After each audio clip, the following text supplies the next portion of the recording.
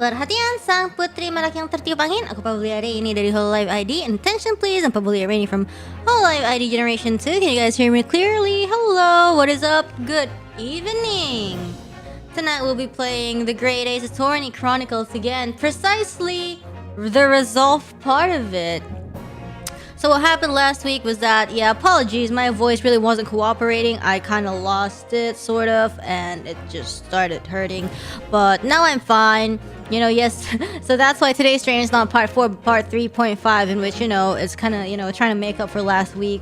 So, yes, hopefully you guys are good. And hold on, let me just press continue, and let's refresh our memory a little bit. There's really nothing much to refresh, but... yeah, there's nothing wrong with it. Ah, Miss Green's hospital bed. Yo, what?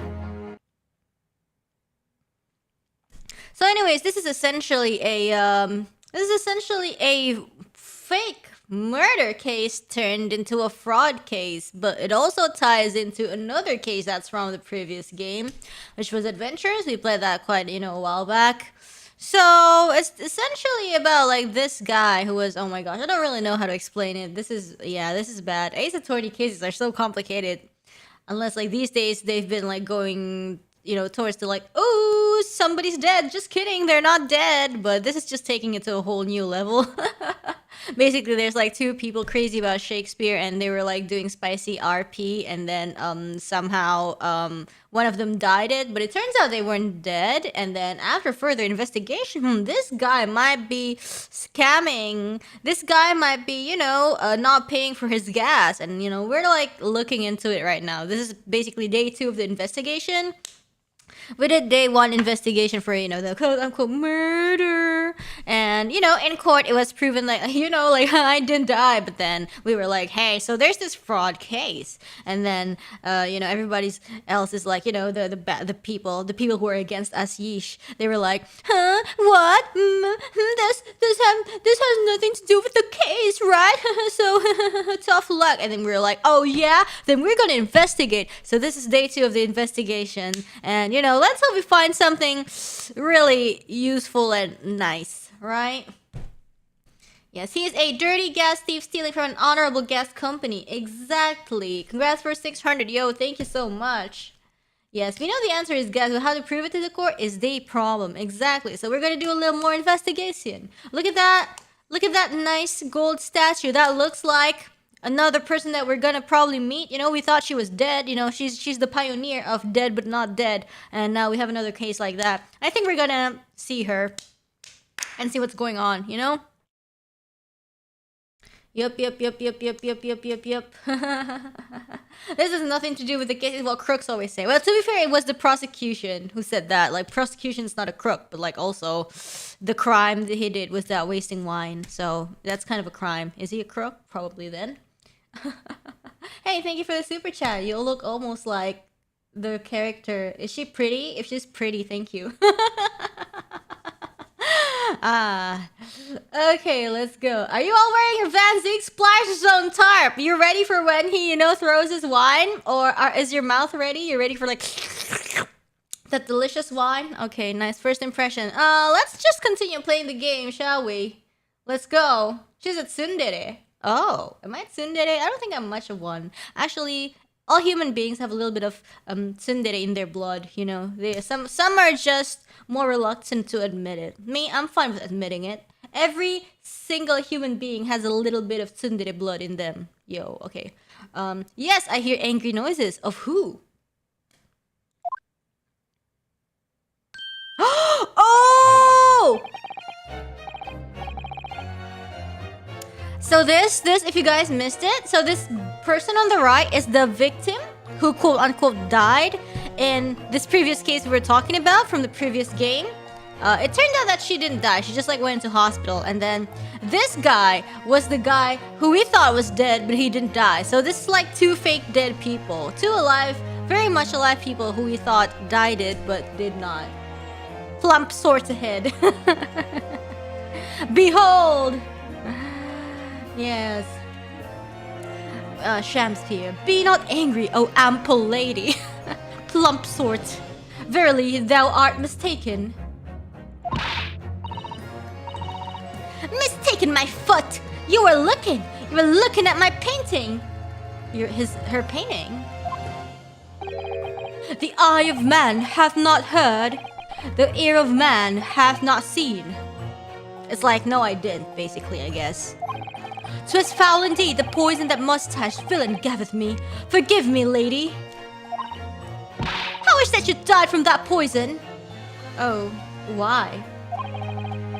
God of mercy, ample lady. But thou seest, I have vigor still. Oh, okay. Behold! Plump sword, just kidding. Behold, my Shakespeare dance. This looks rather ominous, doesn't it? Yeah, I think so. This... This dance reminds me, you know, it's funny because I was just looking at basically hololive lives, and I've been like, you know, just practicing them in my spare time, like for no reason, like don't ask me why. And then this just reminds me of Subaru Senpai's Preya Des. It has a lot of that. It reminds me of that. She does a lot of like, you know, that thing. This looks rather ominous, doesn't it? Yeah, I needed an excuse to exercise, and I felt like, you know, watching and trying to do that is like a good excuse. It's not the exact same, but it just reminds me of that.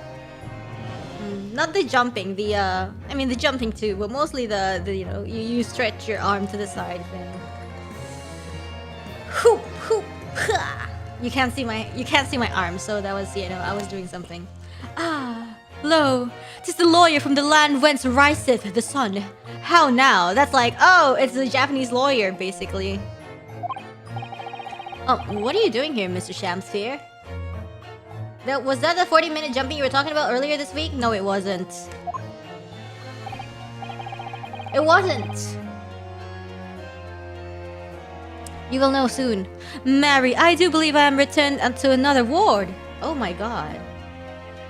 He was looking, that's what he was doing, looking at my terrible work. Oh yeah, I remember that this girl has a very awful self-esteem when it comes to her paintings.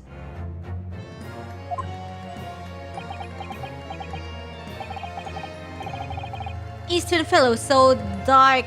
Dude, I don't know how to pronounce this. Icled. Faith, thy work in court this morning was wonderful. I do applaud thee. Oh, well, thank you. But! Oh. Why you look so angry?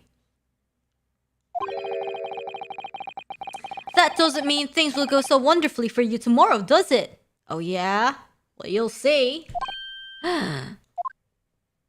He's an evil man. Oh, what? How does he do that? It's like it's made out of wire. Anon! Exon. What?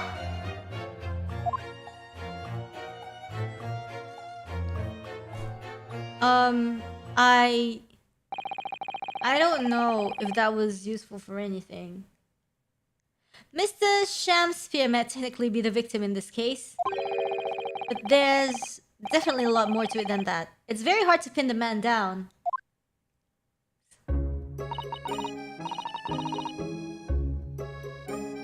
I'm so sorry, I'm such an awful person. Oh, Miss Green, is everything alright? Oh, yes, I mean, don't worry about me. They're about to discharge me, so I must get ready to leave now. Oh, I see. Susata says, we're delighted that you'll soon be well enough to go home, Miss Green. Oh dear, you're too kind. I don't deserve it. She's just sitting there. Hey, rat!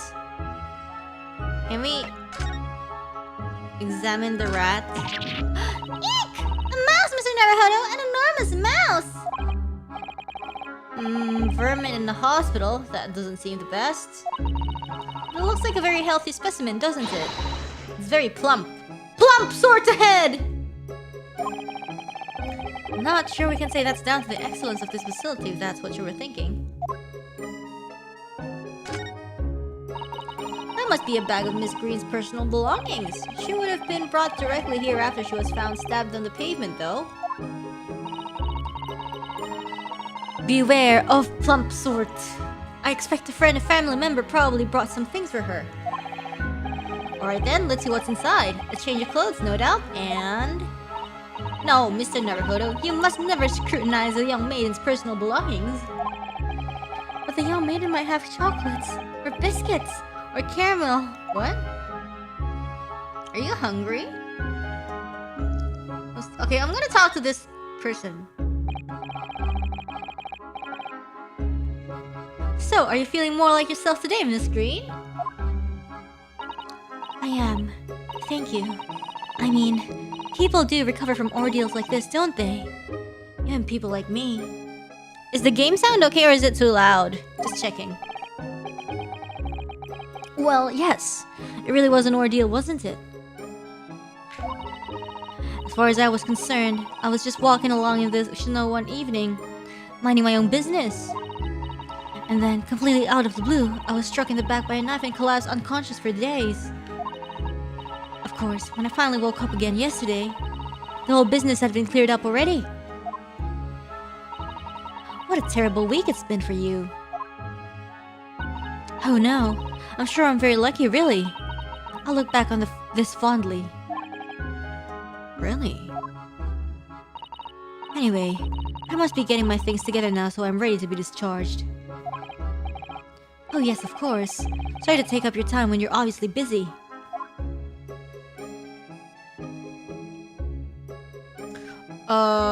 I guess...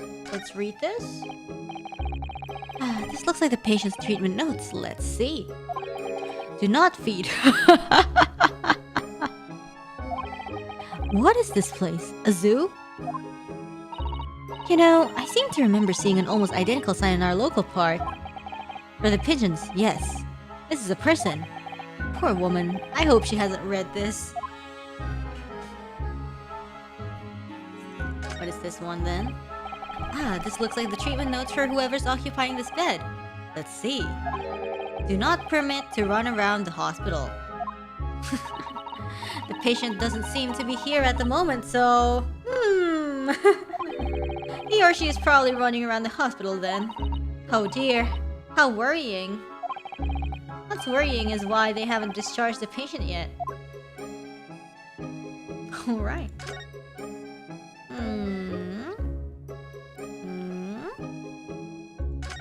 Plump sort ahead? This rounded wooden figure isn't the most charming, is it? Hey, that's rude! I think that's based on the woman. I don't think that's a decoration, Mr. Naruto. It's an artist mannequin, I believe, used when practicing sketching the human form in different poses. Really? It's not exactly what you'd call a typical figure for that purpose, though, is it? No, I suppose not. I confess I've never seen one quite so full-figured before. Well, if you want to draw a full-figured person, it's the right tool for the job. I see. Anything we can look at? Anything we can look at? Anything? Oh, medicine cabinet? Didn't expect full-figured sort. There are lots of bottles in that cabinet, aren't there? Looks like Elden Ring boss. Yeah, I know what you're talking about. Do you think it's safe to keep them like that?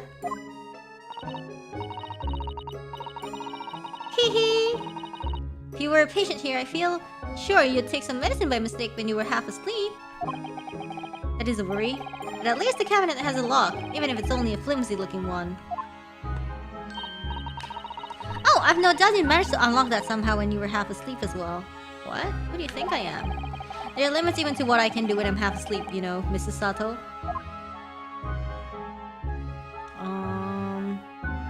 Okay, we basically, the rat, we talked to the rat, yes. Trash can? No, we can't do anything with the trash can. Let's see this part of the screen then. Did we miss anything? Okay, this one. There are all sorts of medicines in this cabinet, look. I'm not sure if it's safe leaving them in reach of everyone like this. Yes, you're right. I can imagine if you were peckish, you might try a whole bottle or two. What is Susato? What is Susato trying to say? Well, at least there seems to be a little lock to secure the cabinet doors. I don't imagine that would stop you if you were hungry. I worry that you'd break the lock. What are you trying to say? Hunger doesn't turn me into a criminal, you know, Mrs. Sato. Like, gee. Okay. Alright, we kind of checked everything we could, basically. So, I guess let's move?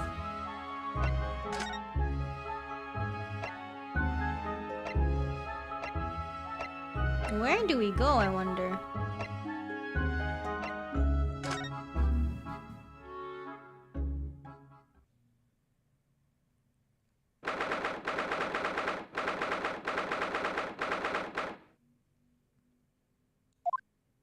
Cell 9. Is that a reference? Oh, Mr. Natsume is back! So he is. Mr. Natsume! Hello! Wait, let me, I wanna... Oh, my monitor. My mic monitor is maxed. I see.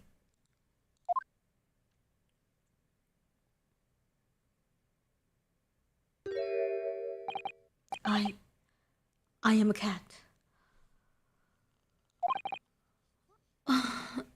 Sorry? Wagahai is Nickel. I don't know who Mr. Natsume is, or Sherlock Holmes. I don't know about courts, or trials, or Old Baileys. I'm a cat, that is what I am. He really likes role-playing, doesn't he? Just a cat. He's a cat boy.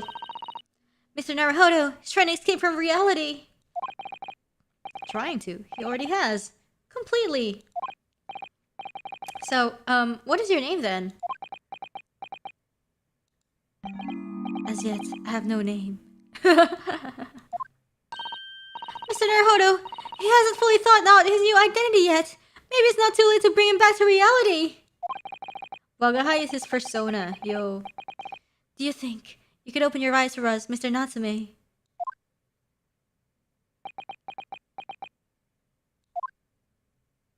Oh, his eyes are open now.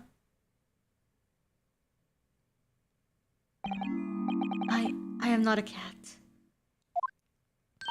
It worked! He's back in the real world! There's something a bit wrong with Susato today. What's going to become of me? No! Don't answer that. It's obvious.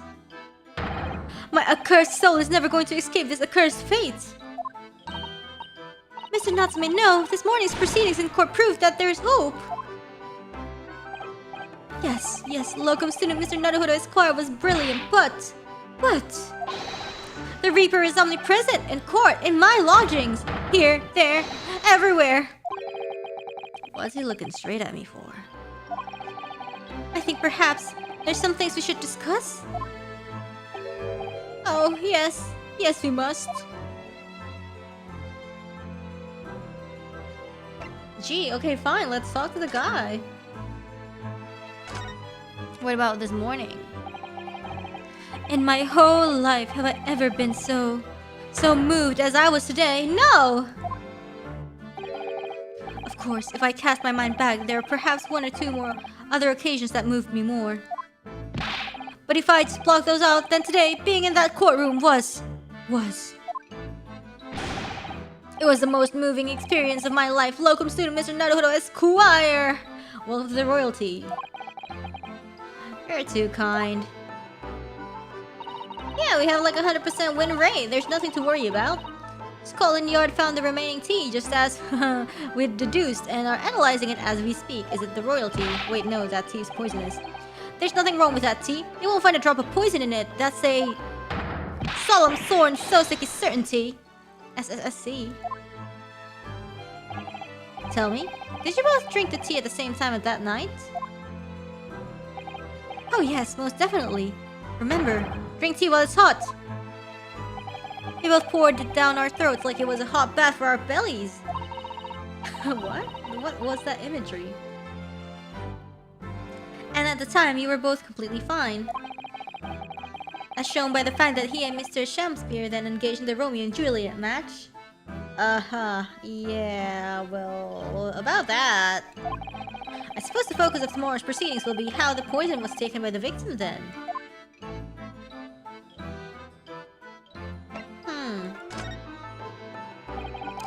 rotten Shakespeare. What have I ever done to him? You don't recall him taking issue with you over anything you've done recently? I've been holed up in my room, immersed in books. I don't recall anything at all. Right. What I don't understand is why he didn't let me know sooner. But you know what, Mr. Natsume? About the soap, of course. What else? Oh dear. Are you struggling with such a meager stipend? I don't know. Of course I am. If I had money, I wouldn't have chosen to live an accursed existence in such accursed lodgings. Oh yes, you said it's because the place is cursed that it's so cheap, didn't you? Exactement, especially the room that I rent. The spirit of that capital and offender who lived there still haunts the place and it's trying to kill me. Capital offender? What's that? Might I ask, locum student Mr. Naruhodo Esquire, that the next time you visit me, you bring scores of super soft soaps. What for? I'm not sure I was... Whoa.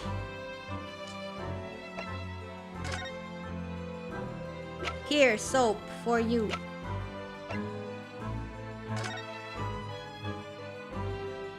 Mr. Natsume, what do you know about this? There it is! That lathery lowlife that took my neighbor's life and sent me sliding to the depths of despair. Slippery, sickly, psychotic saboteur. What? You've really gone off soap, haven't you? Absolutely, and I've made up my mind.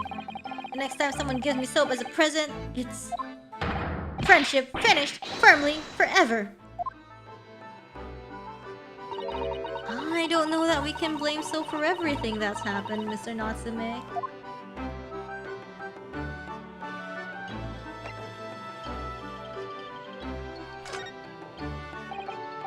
Okay.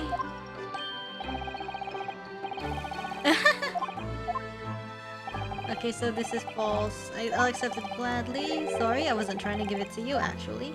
So sad. Well, I think... I don't know, let's move somewhere else, and then if we're, visiting a cold, dark jail brings home the reality of crime and punishment. I love how Susato says that with a smile. What a relief that she's going to be alright.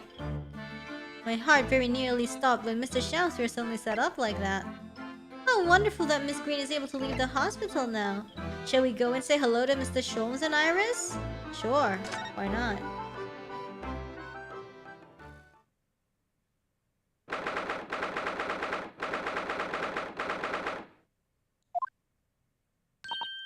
Alberto and Susie! Hooray! You're back! Oh, Iris, you're in fine spirits as always, I see. I am! And you look as immaculately presented as ever, Susie! Oh, you flatter me. Well, you couldn't have come at a better time. I've just made a pot of tea. I'll set some cups. Really? Thanks, Iris. But actually... what is that foul smell?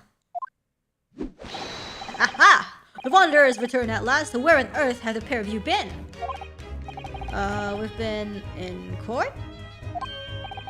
Oh! For Mr. Mustache's case? That was today, was it? Sure, I mentioned it only yesterday, Mr. Sholmes. I'm sure you think you did. Well, we can laugh about it now. So tell me, how did the trial go? Reasonably well so far. We managed to escape without a guilty verdict, at least.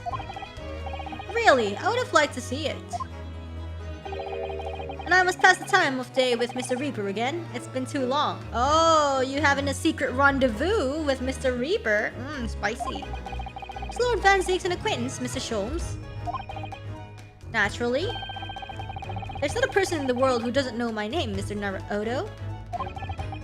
Not quite what I asked, but still. Mr. Sholmes? Whatever is that odor? Yes, what is it? It's faint, but absolutely awful. Ah, indeed, that's a sense of victory, my dear fellows. Victory in science. So what is happening? Oh dear. Alright, I'll bite. What's he up to now?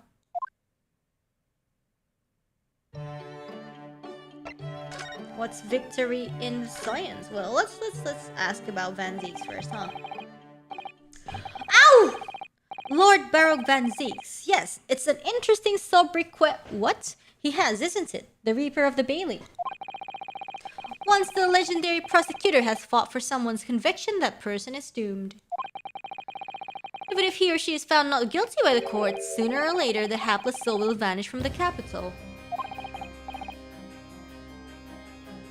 But vanish how exactly? By falling under a passing carriage or drowning in the Thames. Or succumbing to a sudden fever, or quite out of the blue, being set upon by a highwayman. There are numerous routes to one's final terminus. My dear fellow. It all seems a little far-fetched, really.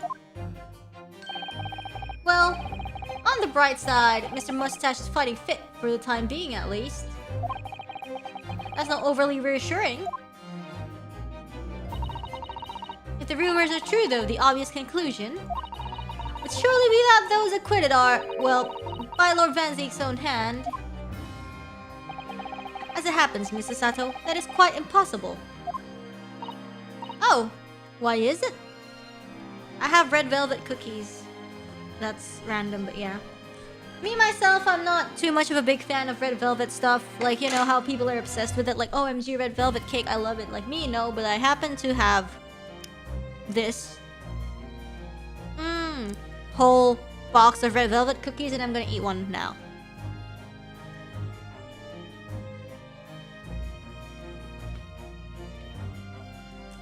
Oh, why?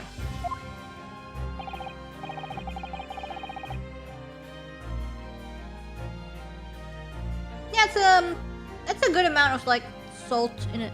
Nice. Naturally, the man very quickly came under such suspicion. However, whenever these incidents occurred, the Reaper always had a cast iron alibi. Really?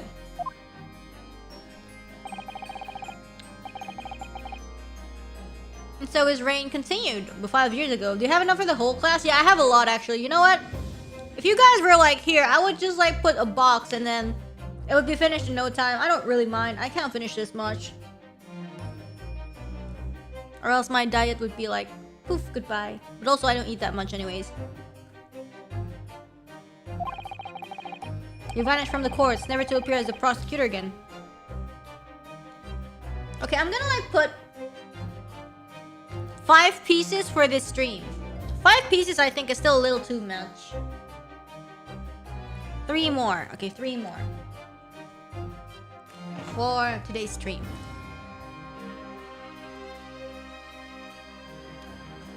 Gee, why did he disappear? That is, until you arrived in the country, Mr. Naruhodo. Yes, so I've heard.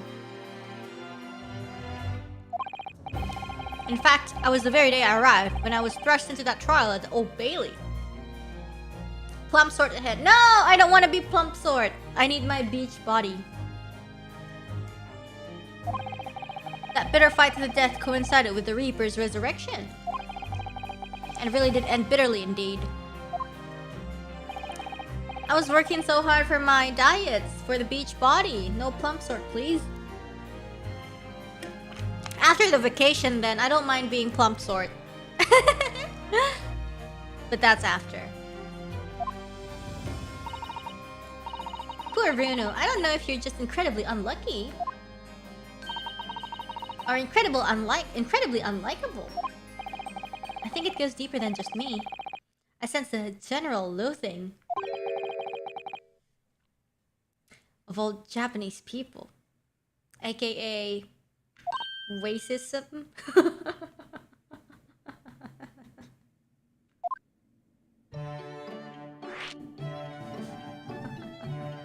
Let's talk about the foul smell first, though.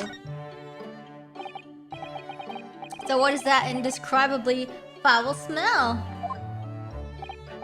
Well, most probably this, I would say. Oh, what's that? My dear fellow, it is of course my latest invention. A chemical test that can identify whether or not a tea is genuine at the drop of some tea.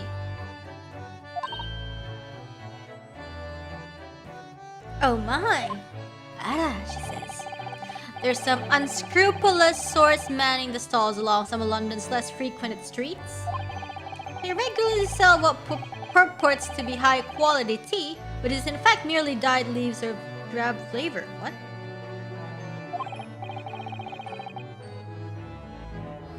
Well, that's certainly unsavory behavior. So, when one is presented with what appears to be black tea, one must be careful. Iris?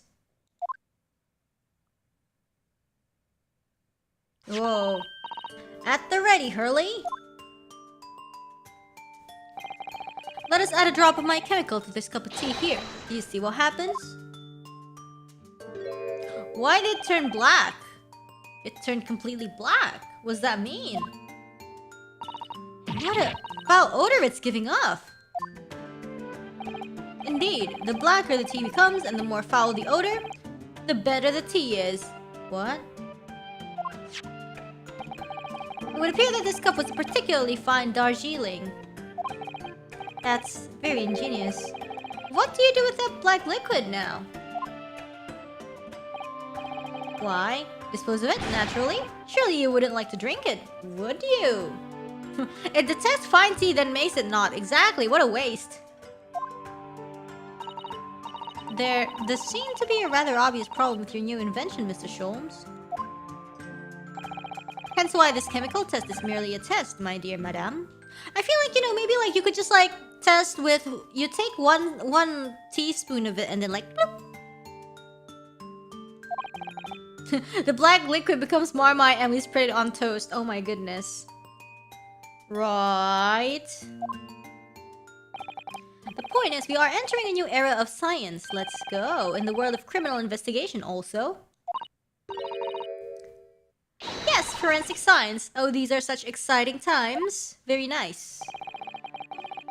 I regularly engage in the scientific experimentation alongside my unofficial consulting detective work. The Sherlock Holmes method will be the foundation upon which modern investigative technique is based. This little tea indicant was a happy byproduct of my ongoing forensic science research. Forensic science? Ooh, Emma Sky. I suppose I should find out more about that. Let's talk about Japanese people. With Mr. Natsume, who I'm currently defending, being Japanese as well as Ms. Susato and myself, I felt it even more keenly in court today. For some reason, Lord Van Zeek seems to have an inherent disdain of the Japanese. Indeed, it is an interesting observation. Do you know something about it? Do you, Mr. Sholmes?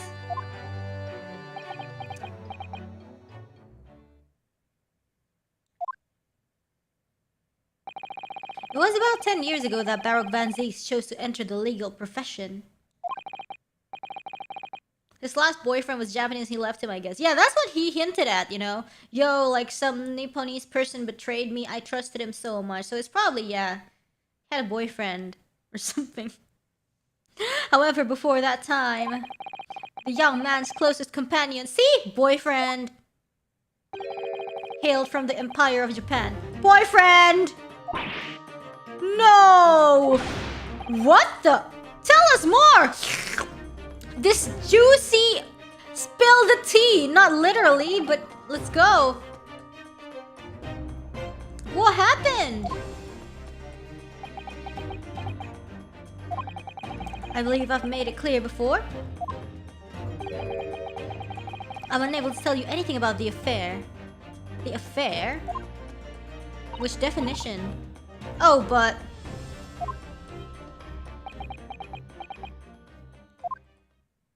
Time for a bacon lettuce. The veil will be lifted on the events of the past in due course, I have no doubt. For now, however, it is Mr. Mustache who is most deserving of your attention, I believe. I see. Okay, after talking about Japanese people, let's talk about forensic science. So, your T test. Is that an example of forensic science? Indeed it is. An essential tool in cases that hinge on the knowledge of whether some tea is of high or inferior quality. Not a huge number of cases then. Perhaps more practical example is required. Fingerprints? Not yet accepted in our course as evidence, I might add. Really, we are dragging our heels here there. Hadn't even heard of them until recently. Which is partly why I undertake research in this field myself, of course. Does that mean you're studying fingerprints, Mr. Sholmes? There are others in that field already, and I abhor the company of inferior minds. No, what I am researching is skin prints. What? Skin prints? Skin prints? A nomenclature of my own design, as is this chemical agent that makes it possible. It instantly reveals objects touched by whichever person is under investigation. Oh, okay. So that's like the blood thing, but for like touching? This is like fingerprints, but not fingerprints? Wow. Brilliant, Mr. Sholmes. As long as it doesn't turn everything completely odorous and black. I assure you, my dear fellows, you will witness my forensic talents in action very soon indeed. It's fingerprints, but much more fun. I really like the elements of like this game because they use all these like fantasy stuff mixed in with, you know, history and whatever. It's cool. Well, I think we should go back to the scene and see if we can uncover any new clues. That's the spirit, Bruno. See you later. Yes, until later. Their poses match. That's so cute. No, Mr. Sholmes. We were thinking you'd come with us. You were? Yes, of course. You said so just a moment ago. You said we'd witness your forensic talents in action. Oh, yes. I recall saying something along those lines. But you go on ahead. I shall be sure to follow you later, in all likelihood. Probably, maybe. Well, I might. Man. Yeah, they're in a time where things haven't been invented yet, so they can make comical fantasy inventions. I'm really liking it though. You know, like the whole science thing and the present Ace Attorneys are fun, but you know, this is also fun in its own way. Your commitment astounds me. Oh, thank you, Mrs. Sholmes. We'll eagerly await your arrival. Wow, she's gonna be disappointed. Bye-bye, Bruno. Bye, Susie. You know, I read Susie, but like sometimes my eyes just reads it as Suise, and I had to stop myself. Like, I had to stop my brain in the middle. You know. Okay. We're gonna move to.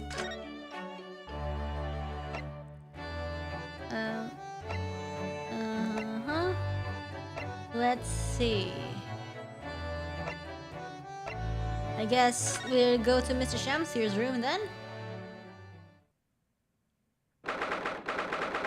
She's got hollow brain, probably terminal. Can't be helped. Oh, fish and chips, dude. Oh, hello again, Inspector Gregson. You know Golden Week, GW? GW stands for Glisten to Beat Eater Week. So, you know, get it to 1M, let's go, right? Hello again, Inspector Gregson. What are you doing here? Well, we were hoping to have another look around, actually. The lawyer representing the defendant has a right to examine the scene, as I'm sure you're aware.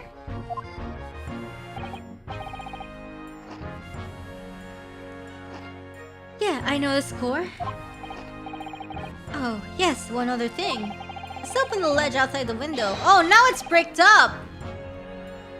I mean, it was bricked up, but, you know, this one has new bricks. Did you find it with a T in it? Yeah, we found it alright, and there was a small amount of tea in it, as you said. I knew it! It's with the identification section at the yard now. They're looking into it. The results should be available later today. That's wonderful news. Thank you. Then. What is it, sir? Pretty impressive performance in court this morning. Huh? Nothing. We get it. Just make sure you don't disturb anything in here. Wow. Tsundere. Why is he there?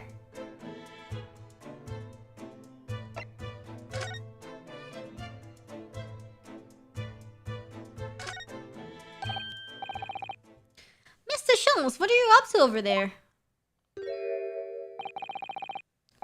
What a question indeed. Was it not your good self who asked me to attend the scene? Oi, what are you doing here, Sholmes? What are you up to over there? What are you doing here? Dear me, once a great detective, one is always under scrutiny, it seems. It's now the time, Mr. Sholmes. Are you about to show us your forensic talents in action as you promised? With the greatest of pleasure, my dear madame.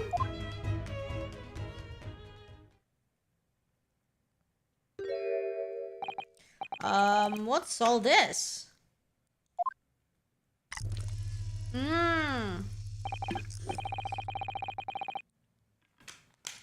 All this is precisely what you requested, Mr. Naruto. Herlock Sholmes' sensational skin print seeker gun. Moments ago, I took a sample from the teacup that was used by the victim. A sample? From Mr. Shamsphere's cup? Each individual leaves microscopic secretions on everything he or she touches. Oh, a sample of those secretions is all I need to produce this, a refined indicator solution. By liberally spraying the room with this chemical, everything the victim touched is instantly revealed with the aid of these goggles. Here, try them on. Whoa, that's so cool! Yo, this is not luminol! That's so cool! There, now spray the chemical indicator about and all will be revealed. Spray? How do I do that exactly? A little press space in the area you're interested in is all that required.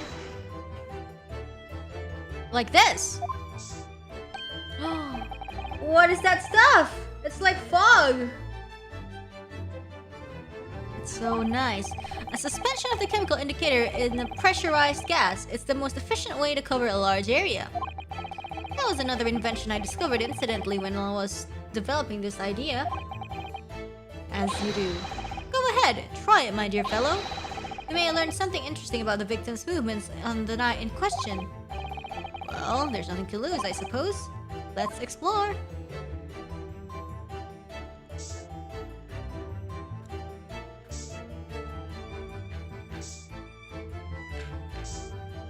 Interesting.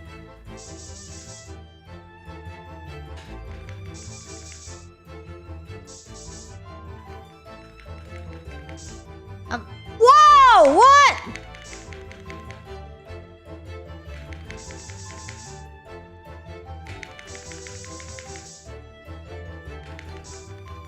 Whoa! He really did touch everything.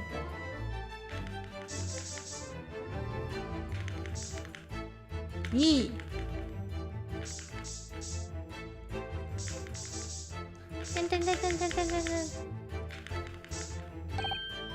What is that? Dozens of handprints? I don't. So there are.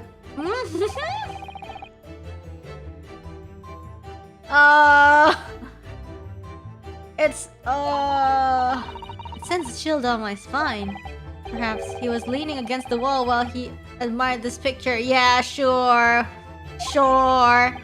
Unlikely, I would say. It's a rather dull scene after all. And without wishing to say the obvious, You wouldn't generally admire a picture from such close quarters.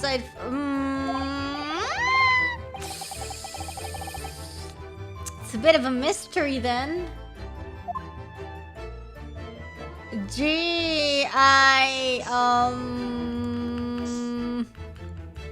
No, I'm just not gonna say anything. No, please, we don't need...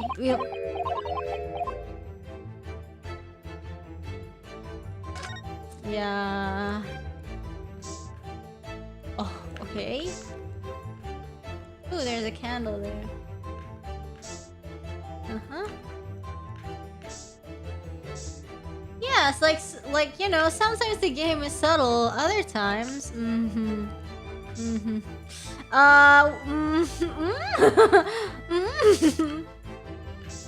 Okay.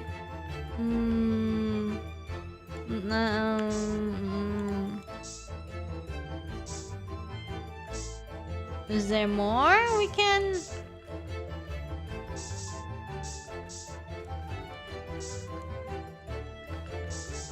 Did we spray anything?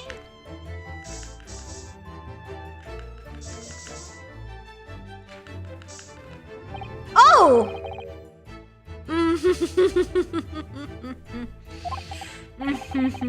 Interesting.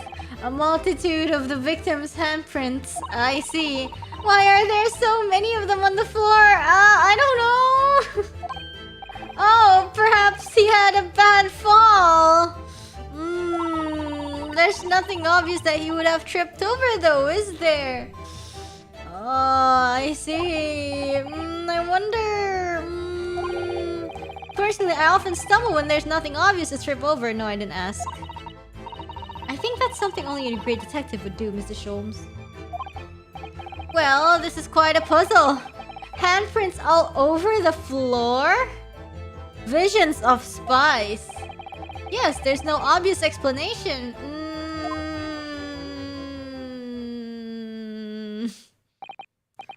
Well, we sprayed Mr. Sholmes' amazing skin print indicator all over this room, didn't we?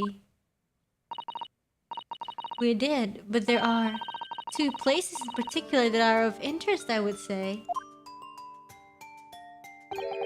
The handprints on the floor there. And on the wall by the picture, you mean? But you know, real talk though, I feel like you see this on the bottom, like the wood seems like loose. So I kind of don't know what's going on. Yes, and I think the floor warrants closer investigation. I won't be a moment. Susato, don't reenact it! What is it, Mrs. Sato?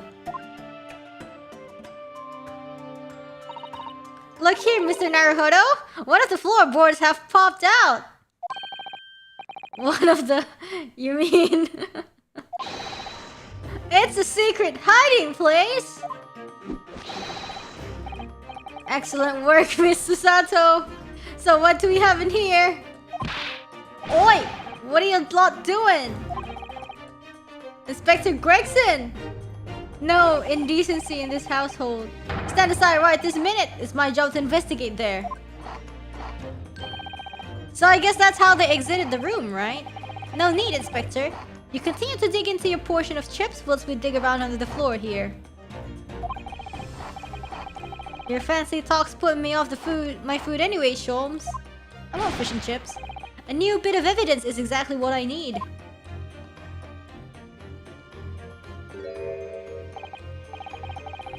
Wow, a secret hiding place under the floor. What a find. It's not a hiding place you could make use of in Japan. I don't think I could lift a straw tatami mat. There are horror stories though about, you know, there was this haunted house. There's this haunted house whose lore was that, you know, so there was like this woman who likes... I forgot. There was this woman, but then like the husband or boyfriend kind of cheated on her and like went out with another woman, and then they killed the woman. They killed the woman and then hid the woman's body under the tatami mat and then used her remains for cosmetics. I don't remember. And then it's cursed. Yeah. No, I know, but I never expected one of those wooden floorboards to move either. It's got me wondering about the wall over there too. Aren't you curious?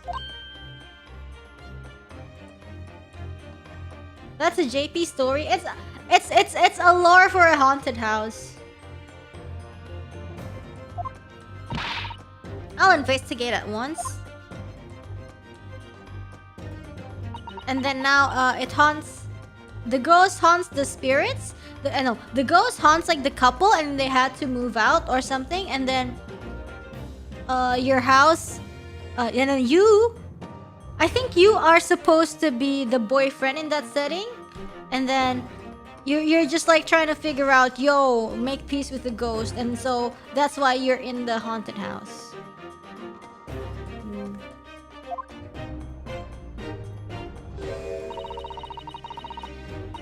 There's nothing behind the picture, sadly, only the wall. How disappointing. But then, how do you explain the handprints? Yeah, technically, like, you're role-playing as the boyfriend, and, like, you're trying to, what is up? I think, like, I never ended up going there because I was too scared. I don't really have friends I could bring there.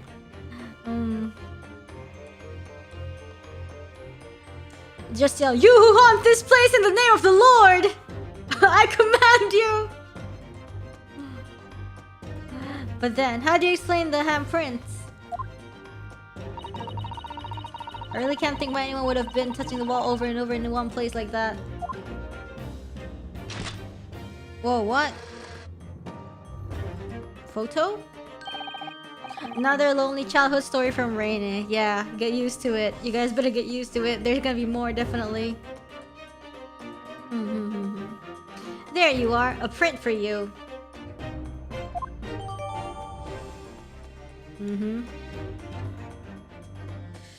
Ow, I wonder why my arms are suddenly hurting. Hold on.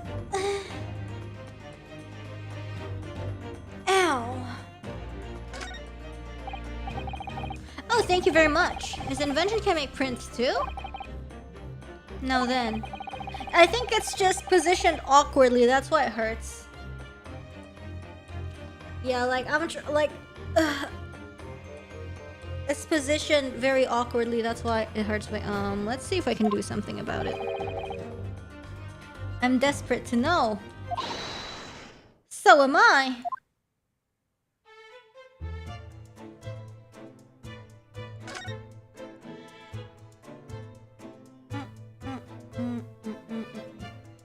Let's talk to Gregson. It's not sitting for too long. I was holding the mouse in a very awkward position. I'd love to know if there's anything hidden underneath the floorboard there. Allow me to ask Gregson now. I'll just use my left hand for the time being. After all, we're well acquainted.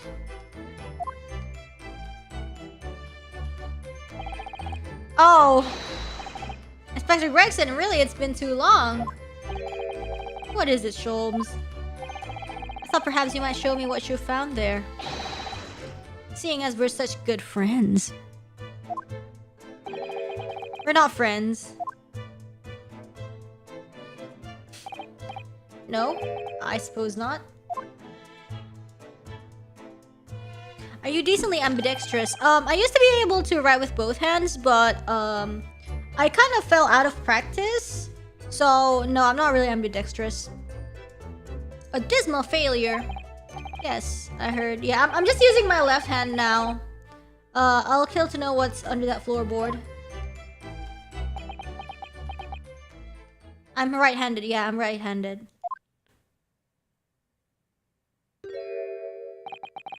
Alright then, fair's fair. What? You did discover the hiding place after all. You could write with your left hand? Yes, I could. I could, but, you know, fell out of practice and I thought, you know, I didn't really need to do it anyway. So, you know, now I can't really. Like, now my right hand is much better than my left. I suppose I should at least fill you in. Really, Inspector. Thank you. Do it quickly, my dear fellow. If there's one thing I know about this man, it's that he blows with the wind, as fickle as the weather. Boy, stop making me out to be some kind of nut. Nut. There were 3 items on the floor there. A newspaper clipping, a photographic print, and a tin box. Yo, secret spicy tin box. What is it? What do you want to know? Gee, which one I wonder? The photo print?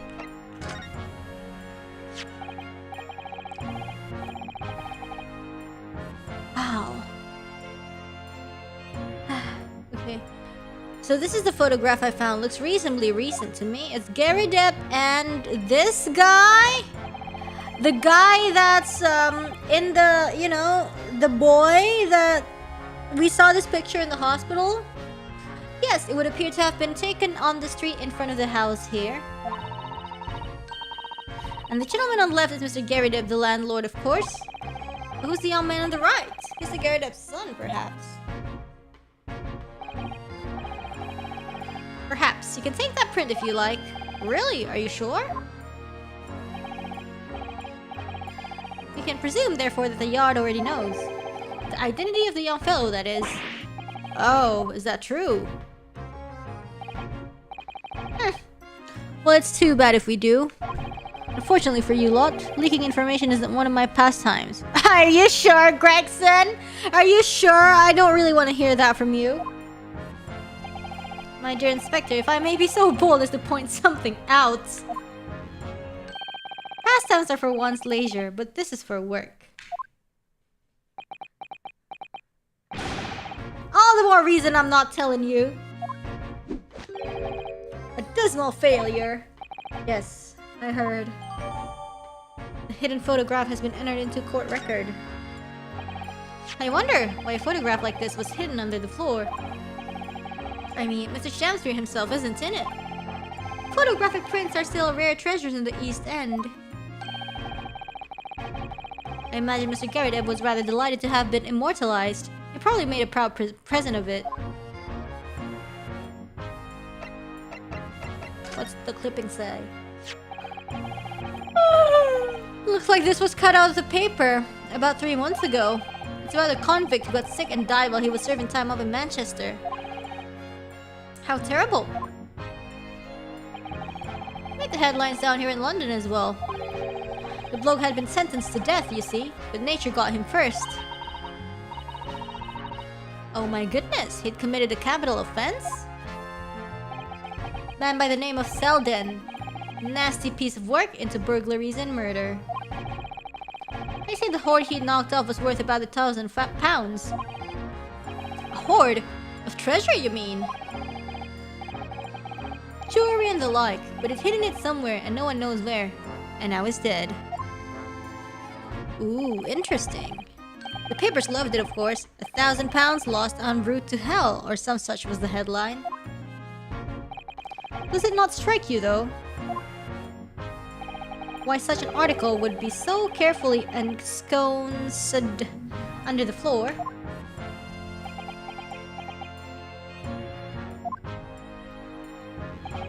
I suppose now you mention it. It does seem a bit odd. Perhaps I'll go over the paperwork we've got on Selden back at the yard and see if I can turn anything up. Ooh.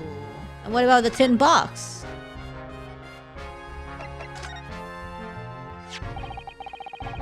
Dalamnya rengginang. Now this tin box looks interesting, doesn't it? Might I suggest, Inspector, that you open it? If you were to find something inside that reveals the truth behind this case, I wouldn't be in the least surprised. Yeah, funnily enough, I've already had a look. It's completely empty. What? Shakespeare! Give us a clue, man! You didn't even have the chance to utter a word, Mr. Naruhodo. But anyway, at least we found out what's inside the box. Yes, thin air. It's empty, rather like how I feel inside. Is there nothing more to this box then? I wonder. Rangginangnya abis. Ow! Wagahay!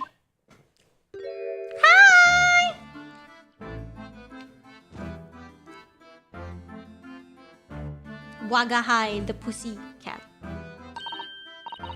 Oh look, it's that lovely little kitty cat. What was its name? It's Mr. Natsume's, isn't it? I don't think we ever asked him actually. Why don't we call it Wagahai? You know, like Mr. Natsume refers to himself in Japanese. Also, they gave the name? Yes, my cat. I wonder how he got in here. Clever cat. Oh, wonderful. Well then, Wagahai, here's something delicious I bought for you from the cat's meat man. Yay. Yum, yum, yum, yum. You're so cute. Is that brains?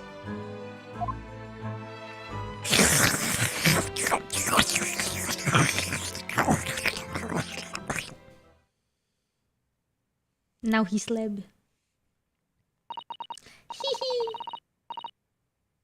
He couldn't be happier now. Look! I just hope we can bring some happiness to his owner too.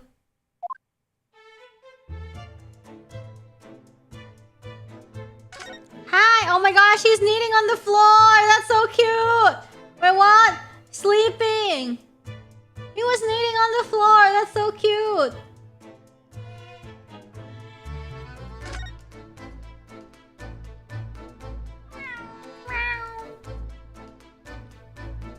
Stretch! Aww!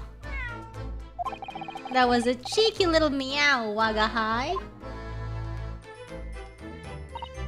Oh! But he's so... See, he was like kneading on the floor and then he loafed. That's so cute! He's so comfy! I could sit and watch him forever, me too. I think he may not appreciate that after a while. We have an investigation to get back to. Oh, cats do appreciate it. That's cute. That's cute. Yo, why is this knocked over?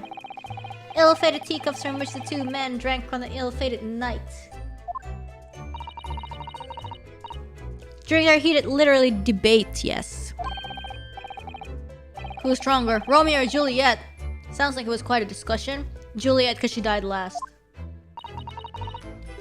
Now that I think of it, I'm sure that the two lovers in the play ended their lives with poison. So sad. That's fiction, Mrs. Sato. Let's hope it stays that way. Soap. Delicious. So it turns out that Mr. Shamster wasn't eating the soap at all. That's right.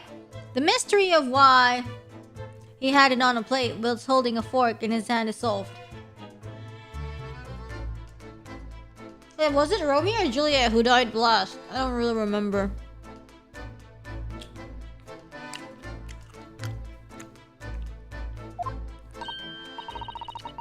The price... His latest ice coin out of his mold.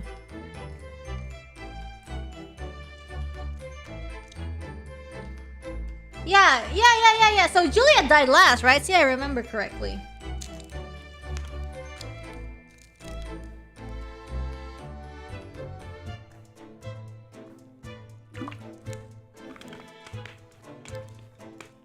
To prize his latest ice coin out of its mold. That doesn't make her stronger though. That's just a weak man's excuse. She survived last, you know? That's what matters. And in the process, he accidentally broke the bar of soap in two. It certainly was hard to imagine, let alone deduce.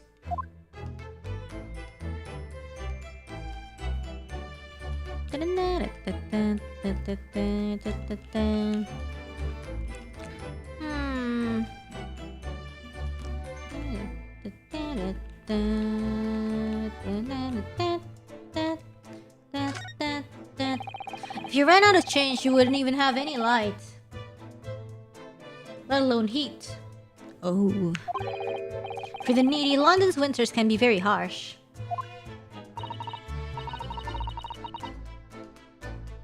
That's true, but if you think about it, even the wealthy would find themselves freezing if they ran out of small change. London's winters can be very harsh for the forgetful too, then. Frankly, I'm starting to wonder if Sato-san and I are going to make it to spring. That's true. We don't even have a meter at Baker Street, let alone a gas stove. Oh! Somebody peed on the floor. Look how dark the stain on the floor is underneath the meter there. Oh, what is it, I wonder? Yes, from all the water dripping out. After the ice coins melted as you established in court this morning? It's a very large and obvious stain, isn't it? Mr. Shamster must have used an awful lot of ice coins, I suppose. Probably the cat. It was an ingenious idea, I'll give him that. The sun never shines in this room thanks to that depressing bricked-up window. Yet, with enough determination, you can always remove the bricks to set some stove outside, can't you? That sounds like a very wise life decision, Mr. Sato. Only if you plan to follow a life of crime, Mr. Naruhodo.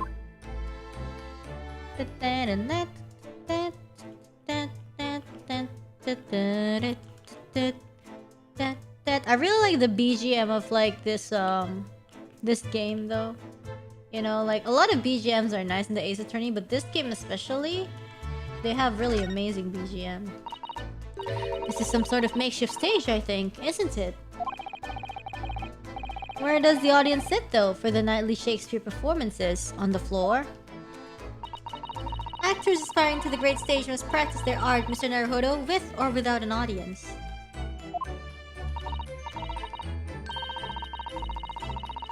In fact, on a related note, perhaps you should set up a mock bench for the defense in your office. What? Then you could practice your art every single day. Let's go.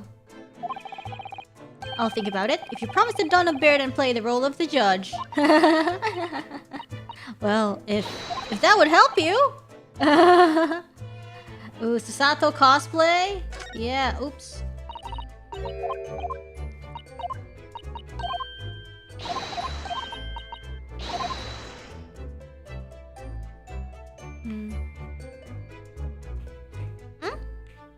What do I press again? Oh, it's B. I think we examined everything. I'm pretty sure we examined everything, so let's go outside, I guess? Like, there's the tin box and stuff already, so I guess we can move.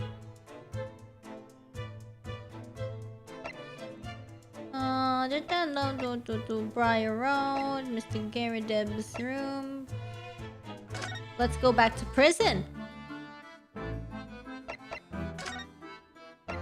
And give him a... this.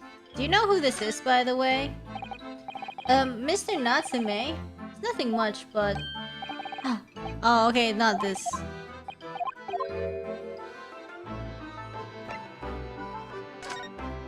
Manchester's Strangeways Prison announced the death of convicted murderer and burglar Selden by natural causes in the early hours in the morning.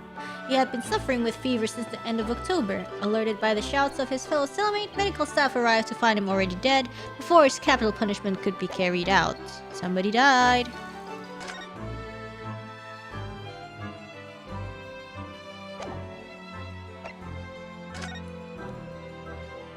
Sus. Let's show him this. Do you have an idea? No? Okay. Okay, gas meter? Probably not, huh? Probably not gas meter. Armband. Capital offender article. Let's try to talk to him. Never mind. Let's go to Garadebs and ask him about the photo.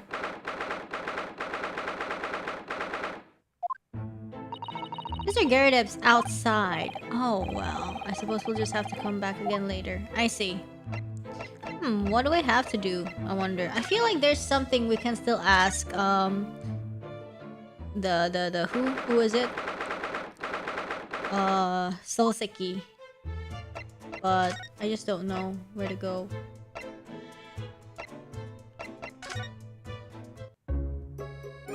She's still there. Yeah, I think it's I think it's prison. I think we have to ask him something, like present something to him. But what?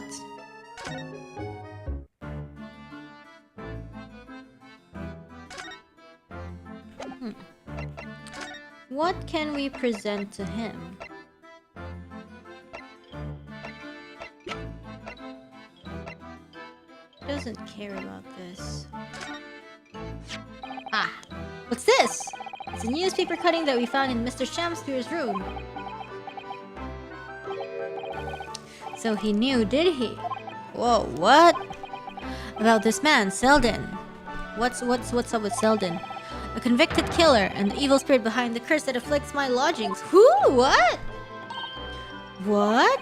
He's already taken one young man's life, and now he's trying to take the life of another.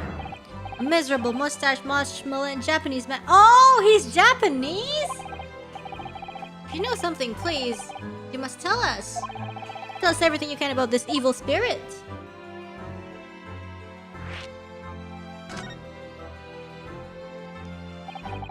The truth is, I didn't know the details myself until very recently. That Selden man was arrested about a year ago now. And at the time, he was hiding out in lodgings at Mr. Gerideb's house. What? He lived where you do now? That's right, yes. Exactly where I live now. In my very room. Oh my, your room was previously occupied by a criminal found guilty of capital offense? Before his sentence could be carried out, he died in prison. That was 3 months ago now. And that's when it started. The curse. What really is this curse you keep mentioning, Mr. Natsume? It's already caused one death. A few moments after the criminal passed away in prison, a man died in the room. The man who rented it after Selden, in fact. The poor lodger. He was found dead in mysterious circumstances. The room was locked from the inside. Locked from the inside, just like now? OMG. So that's the convict's curse, is it? The curse of carbon monoxide. Yeah, we don't know yet, though. We don't know what's going on yet. Well, that was the start of it. And then, what's the curse?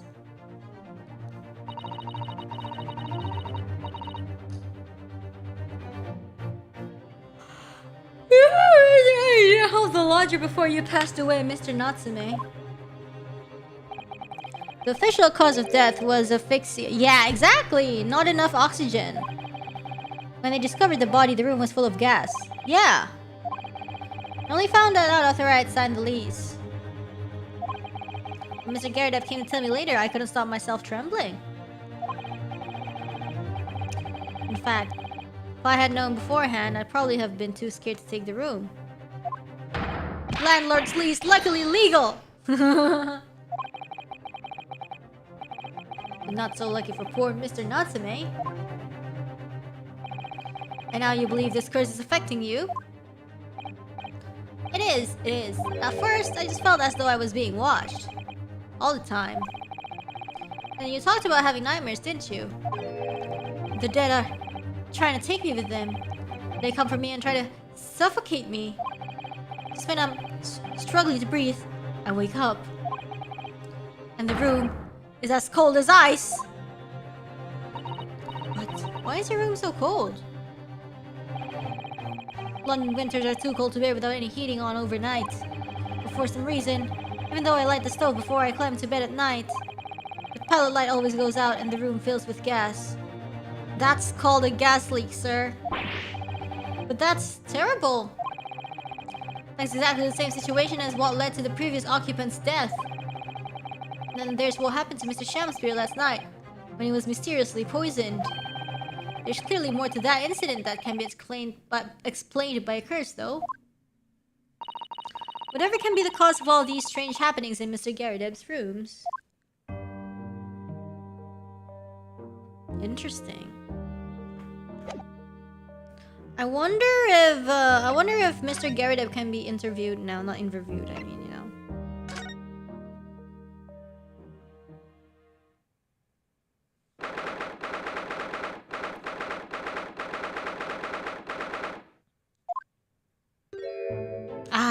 moon person. So you're here now, Mr. Garadeb. Right, Polly, business is for me, you know? Getting out and about.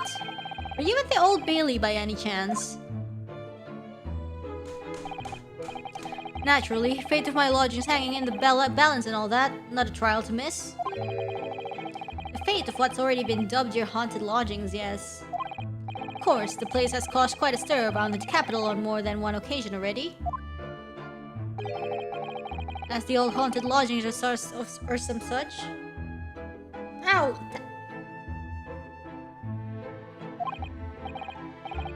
Ah, well at least he knows. Makes you wonder what the blaze is going on, don't you know? Yes, I'm sure it does. Why is Sholmes here? In fact, thinking back to Mr. Natsume's other trial just 2 days ago. You were at the Old Bailey then as well, weren't you? Testifying with your wife about what happened.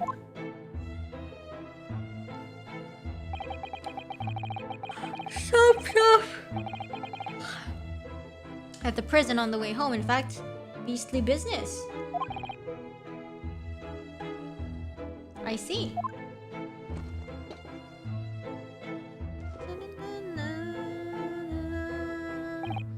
So, what brings you to my haunted abode today, eh?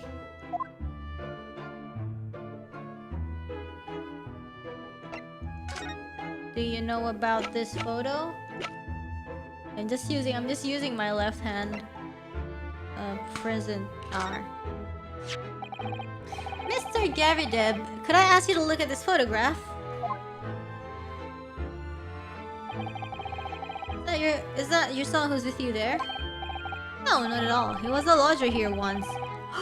Is he the one who died? Is he the one who died? Duncan Ross. A street photographer happened to be passing, so I asked him to take a shot. Just for kicks, really. Was he by any chance the lodger before Mr. Natsume?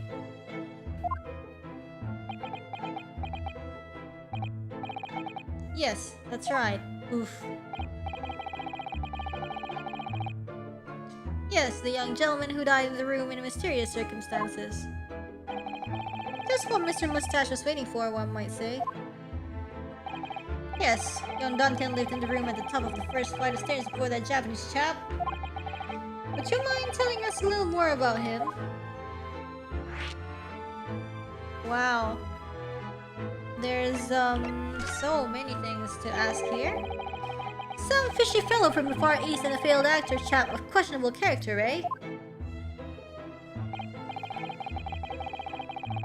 Yes, the house does seem to have become something of a magnet for rum fellows of late.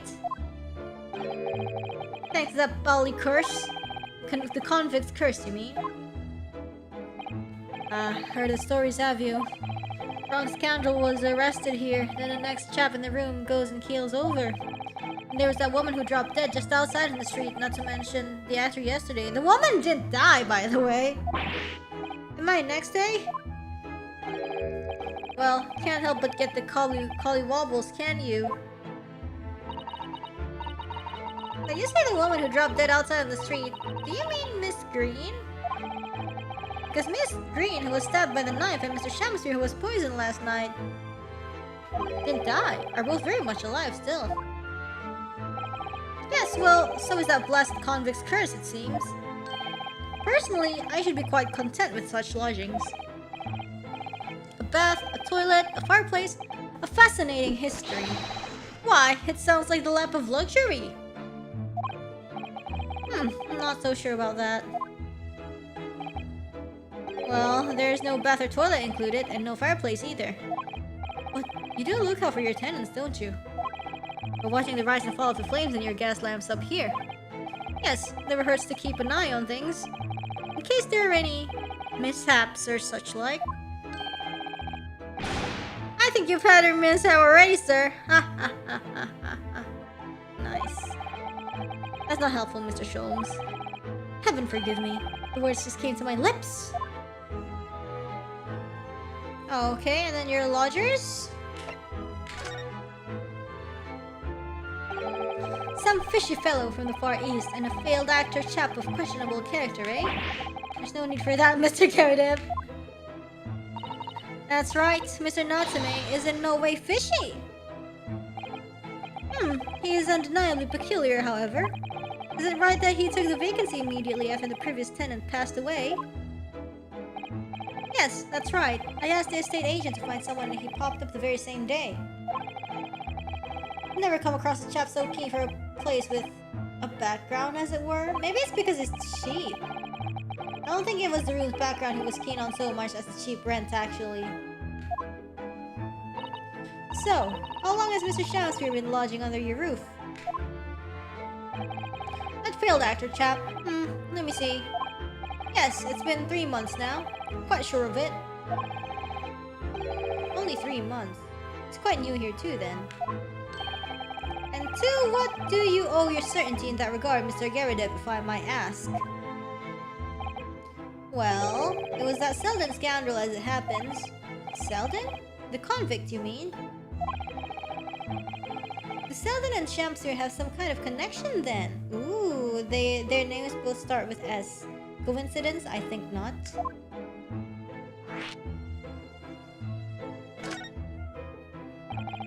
That convict chap, Selden, passed away in the clink 3 months ago now, you see. Some malady or other.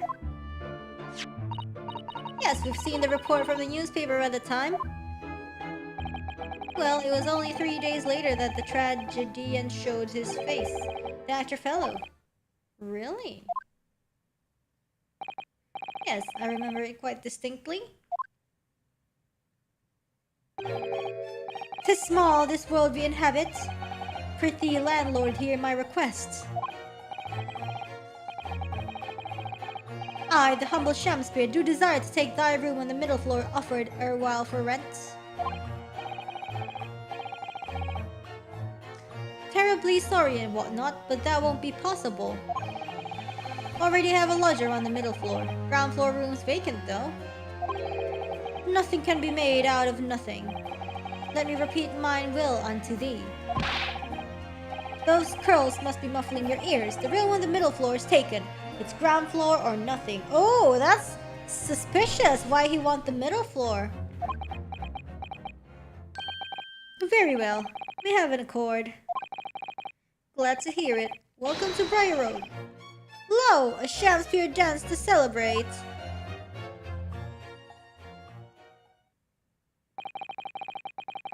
From what I heard in court today, sounds like the chap was thieving gas. And he was 3 months in arrears with the rent too. Yes, the fellow was a bally player, alright. Oh. Thank you for your candor? How do you pronounce that? Mr. Garridev, we are most grateful. By way of appreciation, allow me to say 1 or 2 words. Give me my robe, put on my crown. I have immortal longings in me. What? What's happened to you? Shakespeare, my dear fellow, one of his most famous lines. I wish to divulge my own learning of the subject, for I have a turn for literature too, you know. Oh, same as me. Perhaps you could turn your attention to more apt lines then?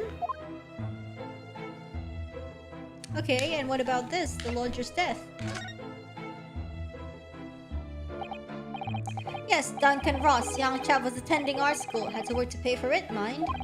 Moved into the middle floor room about a year ago after that criminal Selden was arrested. Young students are always on the hunt for rooms with a history behind them. Really? A history of cheap rent, maybe, yes. Yes, well anyways, it was one morning about a month ago now. Hadn't quite worked out the old trick of watching the gas lamps to see what my lodgers are up to at the time. So sadly, I was rather tardy to discover what had happened. The smell of gas that alerted me, it was. Ah yes, synonymous with the smell of death. Called the police straight away, of course, and the officer kicked the door off its hinges. Once we got inside, we all bally collapsed. Because of the gas? Yes, the room was full of it. No air at all. The stove must have gone on while the poor chap was sleeping in his bed. So Mr. Ross suffocated to death. Of course, the police gave me a sound ticking off because the gas pipes were so old and all that. Can't tell you how much it set me back to have the lot replaced all over the house. Oh. But even after you had all that work done, Mr. Natsume says the same thing. So there has to be somebody sabotaging it, right? That the stove goes out at night while he's asleep in bed. Yeah! It's like he fixed it! I've done my duty as a landlord now. Someone's feeling defensive.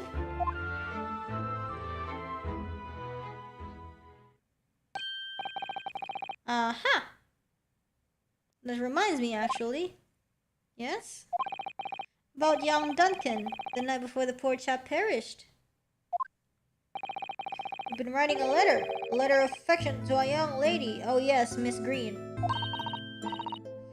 A love letter, you mean? Yes, where did I put it now? Here it is, left it on my desk. If you'll excuse me, let me see now. What does it say? To my most beautiful and charming sweethearts. Do you think that we should be reading such a personal piece of correspondence? My dear Mrs. Sato, that is precisely why I prefaced my reading with, if you'll excuse me. I will not excuse you, Mr. Sholmes, no! Sadly, he didn't address it, though.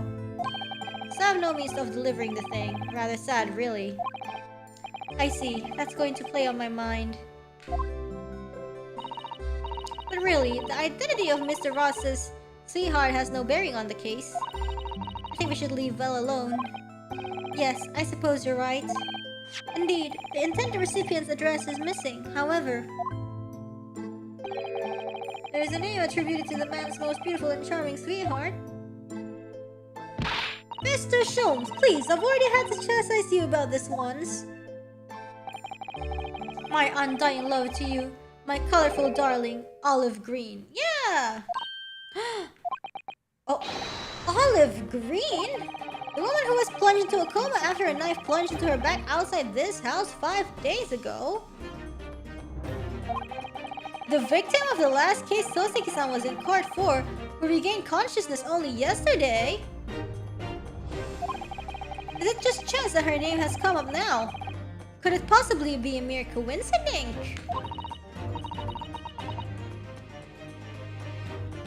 Mr. Naruhodo, whatever can this mean? Reading personal correspondence can have its merits, you see, Miss Sato? This really is starting to sound like a curse, yeah. Okay. Anything else I can present to him?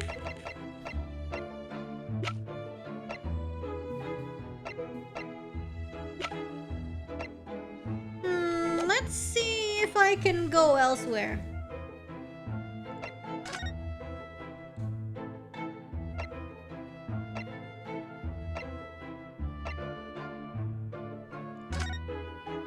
Let's go back to Miss Olive Green.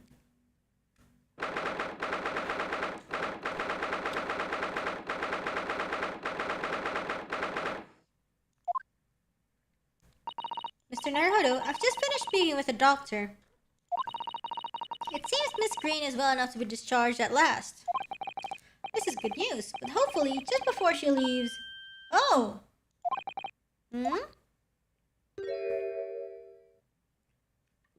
Was she drinking?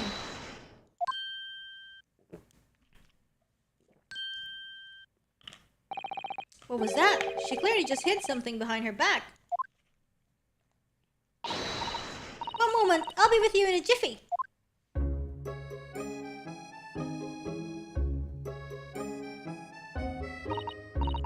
Hello everyone, what are you all doing here? The doctor has said I can be discharged, so I'm just getting my things together. Miss Green, what were you just doing? Oh, nothing really. I was just about to take some medicine the doctor prescribed for me, that's all. Well, we were hoping to have another quick chat with you if that's alright. I don't really have anything else to tell you. Alright? She's definitely behaving strangely. Let's see if we can't coax something out of her.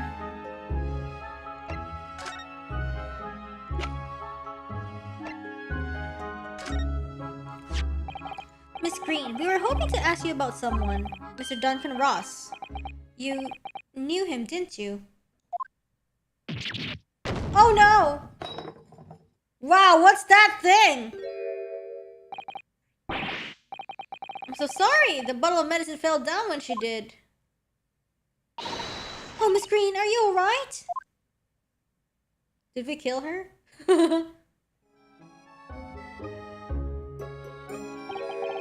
I'm so sorry. I didn't mean to startle you like that. No, it's alright. I just wasn't expecting it. How do you know about Duncan? Mr. Ross had been writing a letter when he passed away. The landlord found it in his room. It was a very personal letter. To you. Oh. I was at the art school. That's where I met Duncan. A year ago now. He was working to fund his studies. He dreamt of becoming a professional artist one day. And the two of you became romantically involved. Yes, that's right. We were very much in love. We were engaged to be married, actually. Oh, that's sad. That's why he decided to move into a cheaper room. Save money for the wedding. Oh no, she must have felt so guilty. That's what led him to Mr. Garrideb's. Yes. He told me he had found the worst, but cheapest room in the entire East End. And then, 1 month ago, that's when it happened. We're so terribly sorry, Miss Green. Well, it's all in the past now, I suppose. Poor Miss Green. She looks desperately sad. I was starting to think that's just her look. But now I see that she has every reason to feel the universe is against her.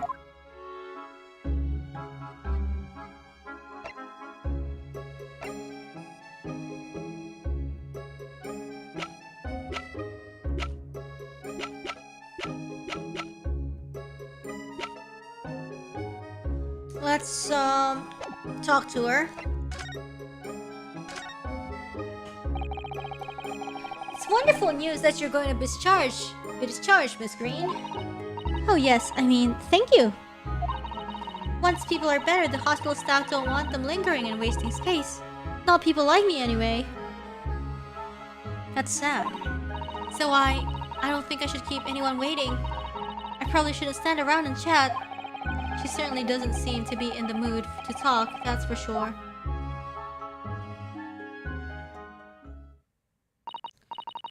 I do hope you won't think I'm being rude, but...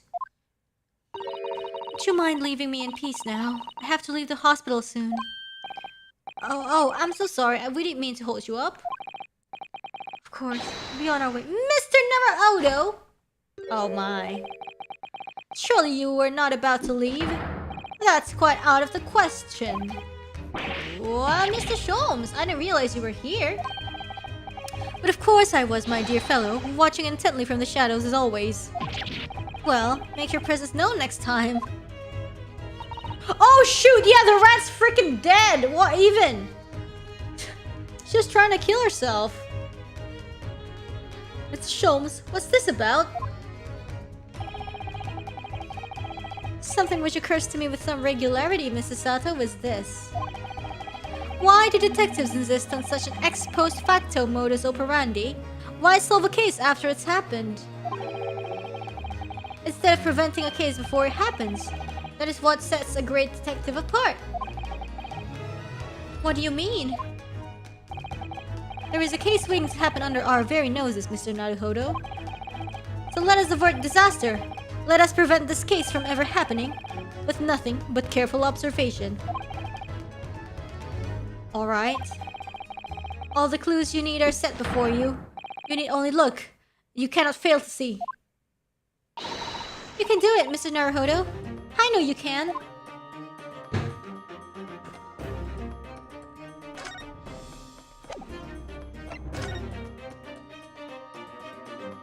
So sad. That mouse seems to be dead. Look, I didn't notice it there before, did you? I think perhaps it drank the medicine that spilled out of the bottle. Yeah, sure, medicine. But that's the bottle that Miss Green was about to drink from when we arrived. You don't think... I see you've come to appreciate the true nature of this scene. That of a tragedy about to take place. A medicine to cure life. Yes, I think it's falling into place. Miss Green, the contents of the bottle you had before has spilled out on the floor. And the poor mouse that drank it has sadly died. I think it's clear that the bottle must have contained a powerful poison. Man, yeah, if I were her, I would feel so bad too, though. Like, that's so sad. Don't worry, I will attend to the mouse presently. Okay, Sasato, you be the mouse. Miss Green, are you intending to go to the same way as that rodent? Take your own life? Once we'd left, you would have put into your lips again, wouldn't you? And taken the poison. No! Mr. Green, please! Please talk to us!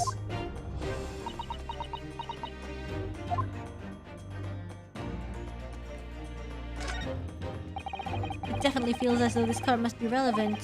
I mean, when we first arrived, Miss Green was standing with it in her hand, what can only be described as a very tense atmosphere. Yes. It may very well be related to whatever incident Mr. Sholmes believes was about to happen here. Perhaps we should ask Miss Green about it.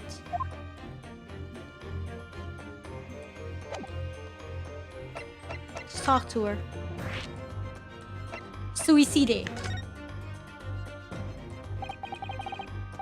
10 seconds later, and we would have arrived at a very different scene here. In all probability, we would not have enjoyed this most delightful conversation. Of course, perhaps it hasn't been quite so delightful from your perspective, Miss Green. You can say it's a dead mouse. So sad.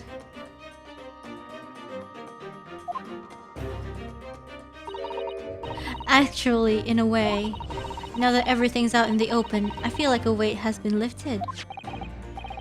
Tell me, how did you acquire that medicine? Don't say it's from the cabinet. Well, with this being a hospital and all, when the doctor comes to examine me in the mornings, he always leaves the medicine cabinet open for a while, so I snuck this out while he wasn't looking. For real? You're storing poison in the medicine cabinet? It conspicuously lacks a label. I wonder what it contains. I'm afraid I don't really know.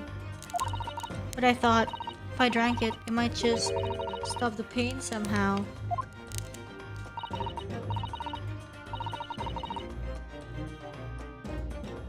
Oh please, Miss Green, don't talk of such things. Well, it seems clear now that it contains poison. Oh shoot.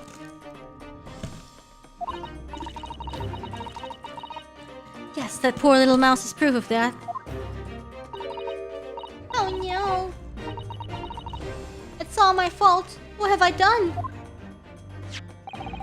I shall remove this to my office, Miss Green. I take it you have no objection? No, none. Okay, let's talk about the card.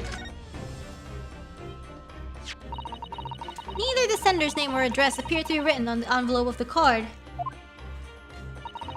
It arrived by post at my home the day before the incident that put me in hospital here. I have information regarding the death of Duncan Ross. Come to the Slug and Salad on Briar Road at 5 PM on 17th. Oh, and then that's when she got by the knife. Don't tell anybody else about this letter or the meeting. It is a matter of utmost importance.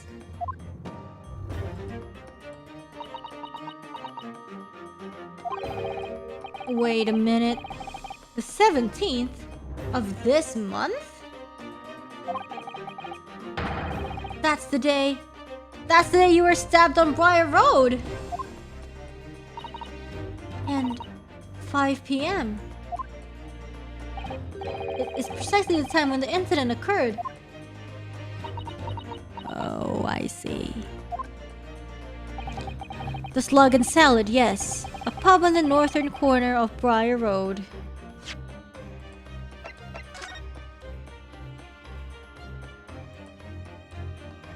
Where? Where? No. What's the northern corner? Like here?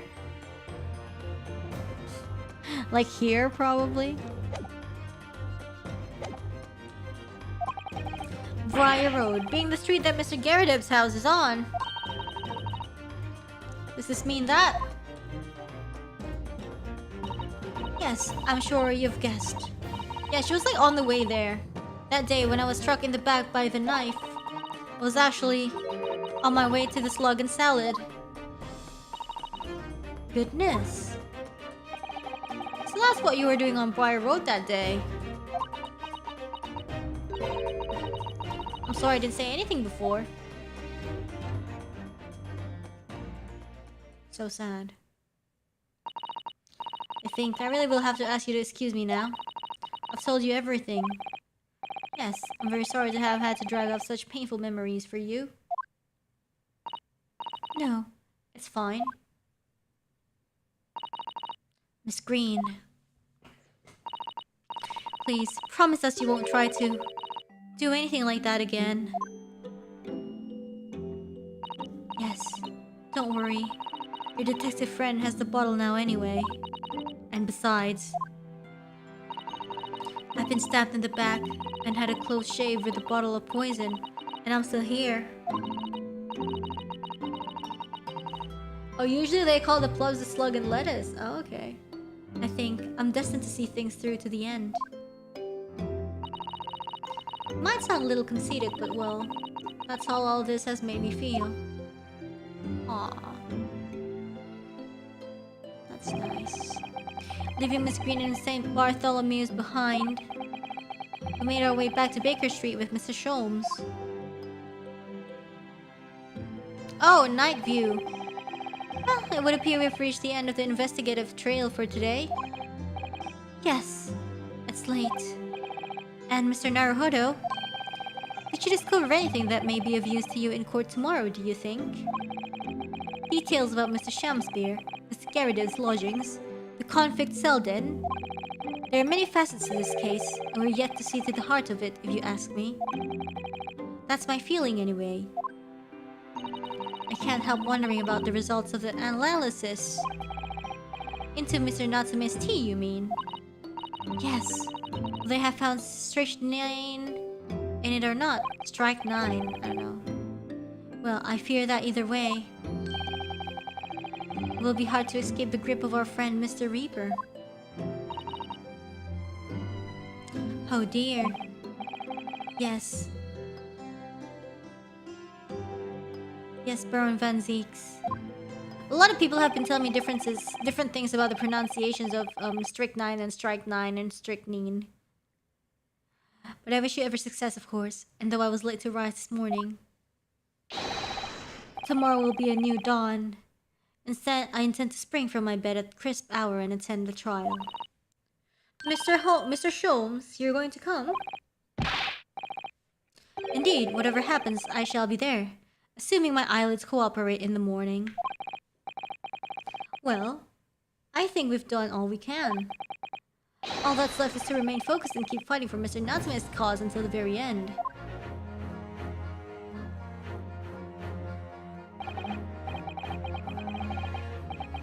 London, the world's most prosperous city, home to some 6 million people. But away from the razzle-dazzle, down back alleys and behind bricked-up windows, the lonely lurk. Soseki-san has battled long and hard with loneliness during his many months here. And so I felt honor-bound to battle equally hard for my compatriot, to lift the curse that gripped him. Google says strychnine sounds like strychnine. Yeah, like neostigmine, I guess. See? Different things. I don't know. As Mr. Sholmes said, tomorrow would be a new dawn for all of us.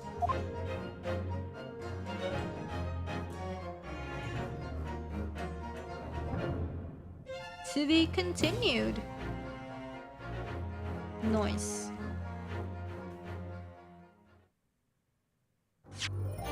Let's save, and then... yeah, let's just save this.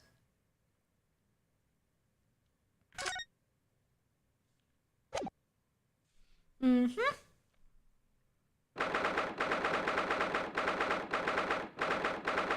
23rd February, the Old Bailey Defendant's Antechamber. Close up. We're gonna go on trial now?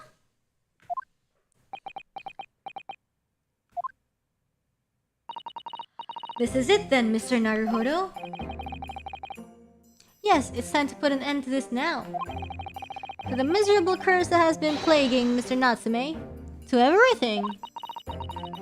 And in my own small way, I shall do everything I can to help you. I always appreciate your help, Mrs. Sato. Suffering Soseki is selfishly sidelined. Good morning to you too, Mr. Natsume. Good morning? Good morning, locum student Mr. Naruhodo Esquire? Listen to you two, chatting away happily as if the main player of today's trial isn't here. What? Why would you do that? Why? Oh dear, we didn't mean to cause offense, Mr. Natsume. I thought perhaps that because you had your eyes shut so tightly you were meditating, like finding inner calm. It seemed wrong to disturb you. I was waiting! What's the matter, Mr. Natsume? You seem different somehow today. Why, naturally, that's because I've attained spiritual enlightenment. The path of literature, you see, is a journey to discover one's own death. What? Or such like. That's the sort of morning conversation I was hoping for. That's why I had my eyes shut. I missed the signs, I'm afraid. Somehow. You'll have to forgive me. And you mustn't talk of your path leading to you to death, Mr. Natsume. That was just an example. Oh, yes, there it is. Inner calm. You barely came to see me at all yesterday. Wait, what? I was sure you'd abandoned me and returned to our beautiful long-lost homeland. What is going on? What is wrong with him? We're not even been in Great Britain a week yet. Yes, well, anyway. I intend to set everything straight in court today. I'm determined to uncover the truth. I've actually reached an important decision myself. What sort of decision? I shall fill you in after the trial. What? Alright then. It would seem Mr. Sholmes isn't coming today after all. It's a very clever message, I think. My dear fellows, you must win this battle on your own merits. Or he fell asleep or something. It's a very clear message, I think, that he's overslept again. Exactly! The great detective, my arch nemesis. Long may he stay away, if you ask me. Defendant and your legal representative. The trial is about to begin. Make your way into the courtroom immediately.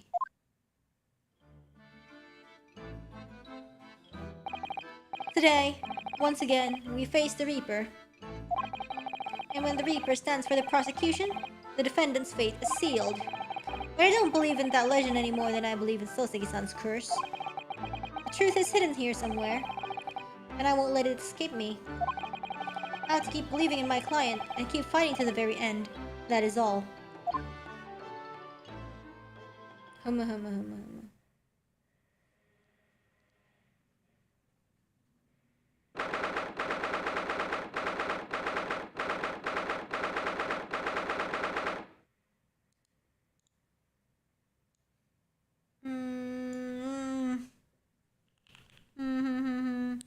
guys, can we have like a 5-minute break? Can we have like a 5-minute break? Wait, what font is this even?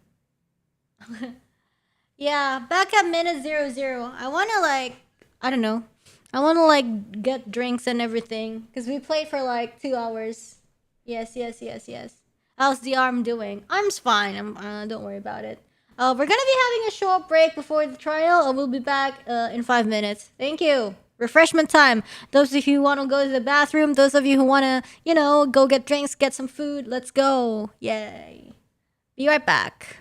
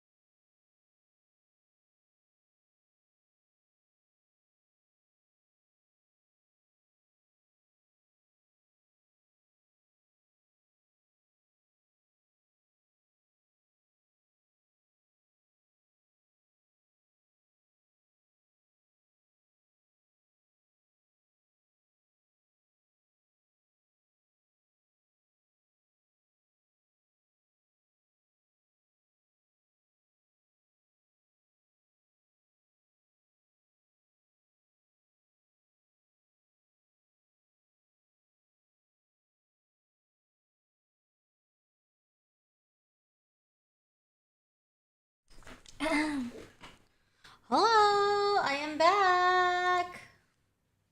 And I have milk candy. I don't know what this is.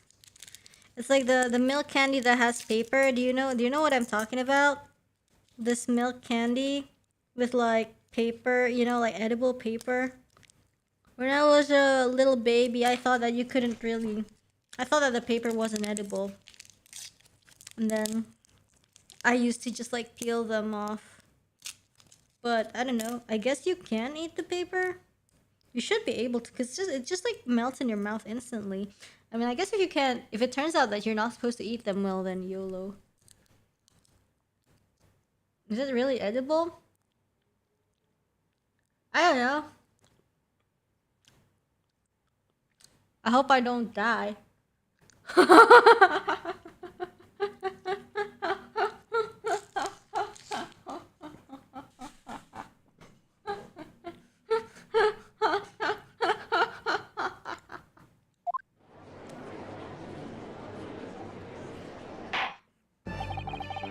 In the name of Her Majesty the Queen, I hereby declare this court to be in session. I call upon the counsel for the prosecution and defense to declare their willingness to recede. Oh no, it's magic paper. No, don't say that. That's a little bit yabai, don't you think? The prosecution is ready.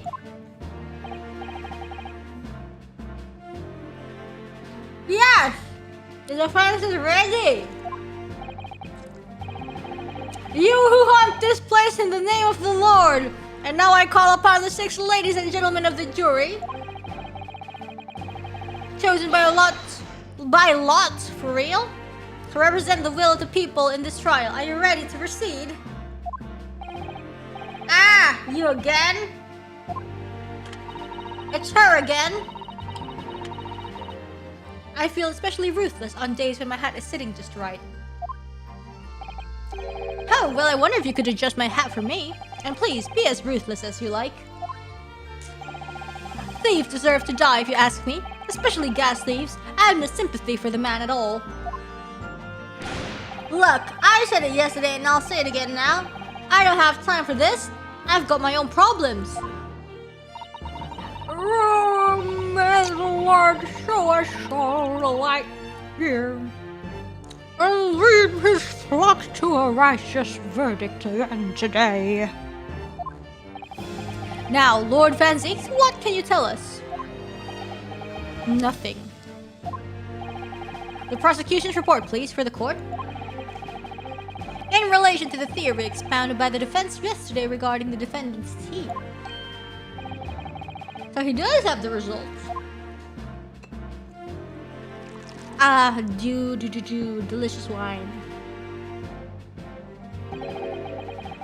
Before the prosecution delivers the black news about the black tea belonging to the black guard and the dog, what? Pray, allow me a moment to savor a liquid of a more sanguine hue.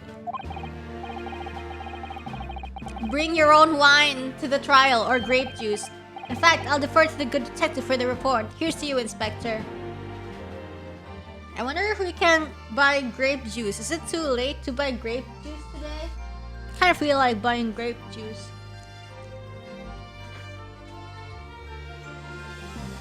Or the immersion. I feel like we should just drink grape juice every Saturday.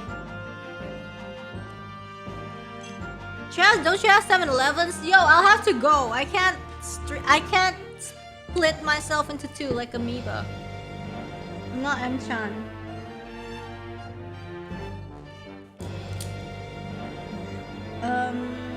Grape juice. Let me see.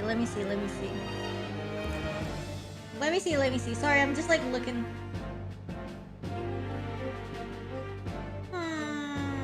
Yeah, I should just like see groceries. 1,000 milliliter? Don't know about that. Let me see. Okay. Yes, sir. Thank you, sir. Ow! As indicated by the defense, I can't open this candy because it's too sticky. We found a bar of soap just outside the victim's window in the snow.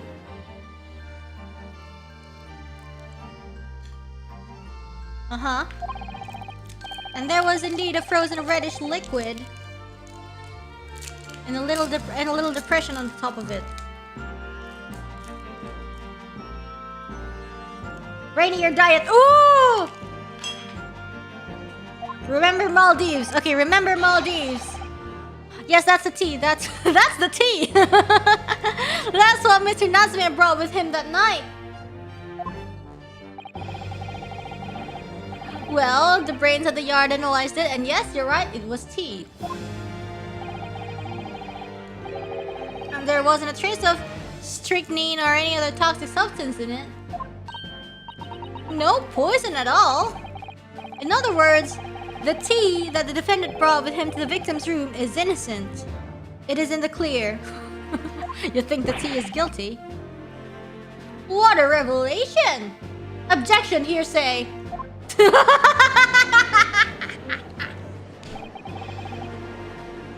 As I suspected.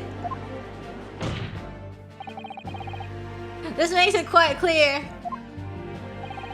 The defendant, Mr. Soseki Natsume, is blameless here. Objection, hearsay. My learned friend is jumping to conclusions again. A typical Nipponese reaction. What? Yes, it is true. No poison was found in the few drops of liquid recovered from the soap on the window ledge. But what logic is that? Would you take a drop from the Thames and conclude that the water in the ocean isn't salty? My word, the water in the ocean extremely salty, Counsel. Almost as salty as you. Exactly. Unfit for drinking, just as the victim's tea was on the night in question, as the court has already heard. Bitter was the precise word from the lips of Mr. William Shakespeare, whom the prosecution now calls back to the stand.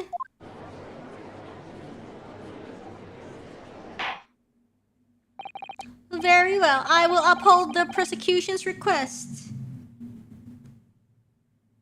As I order grape juice. Where is this? This store is closed. Awesome. It sounds like we're going to have another confrontation with our theatrical friend.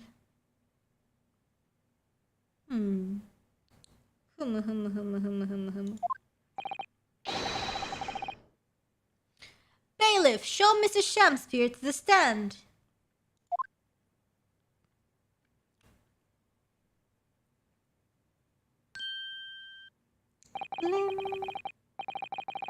Oh, a lot of places are closed.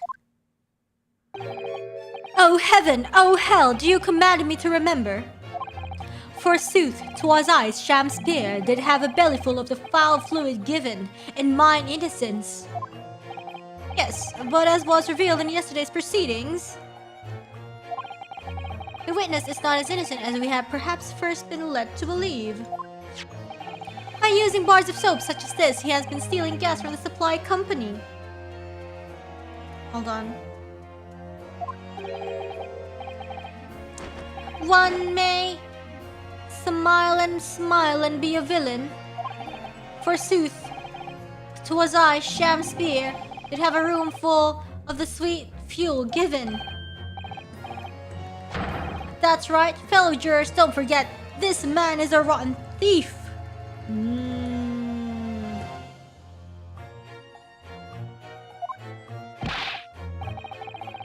I haven't forgotten. Kept all that about the ice coins as tidy secret, you know. Didn't you? You should have owned up sooner.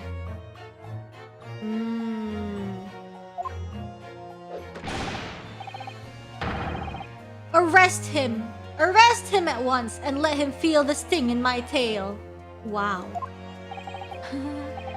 Oh, indeed. By dint of violent cowardly means have I plotted to further mine own ends. I confess. Thou wilt not pardon my sins, of that I am sure. If you acknowledge your wrongdoing, what exactly are you doing here? Wow. Cowards die many times before their deaths. And for a coward such as I, death be well deserved. But would it that a still greater crime passeth unpunished? For lo, the hairy-faced gentleman of farther east than Verona that contrived to poison me. What? Objection! But there was no poison in the tea found in your room. The police have attested to that. What the defense would assert as an inconsistency will quickly be cleared up by the witness's testimony. Is that not so, Mr. Shamspeare? Verily, my liege, I would most gladly speak. What? Very well. Let the witness testify to explain this inconsistency. Should I just tell the court why it is that poison apparently entered your body, though none was found in the tea?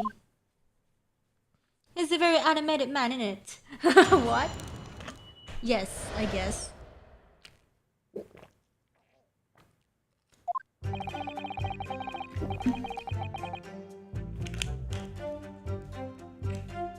The Japanese man did come to my chamber with tea brewed in a pot.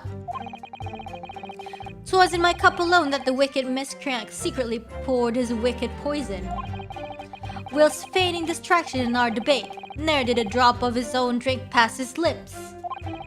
When he departed by and by, I did use the tea that remained in his cup to make my coins of ice. Thus, 'tis no surprise that poison be not found in the tea I did pour into the molds of soap.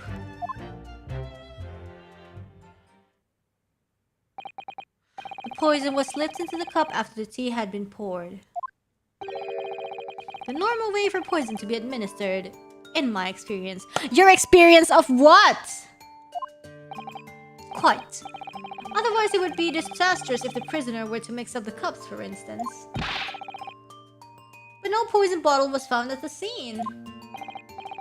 Because, quite simply, the Nipponese took the bottle back to his own room. Well, can you find it? The absence of a vessel containing the poison only becomes problematic when considering suicide. By now it should be perfectly clear. A bar of two of cheap soap is wholly insufficient to wash the deep stains of guilt from the accused's hands. Sirs, madams, it is true that I, Shamspeare, be a common thief of gas. But, listen here, ladies and gentlemen.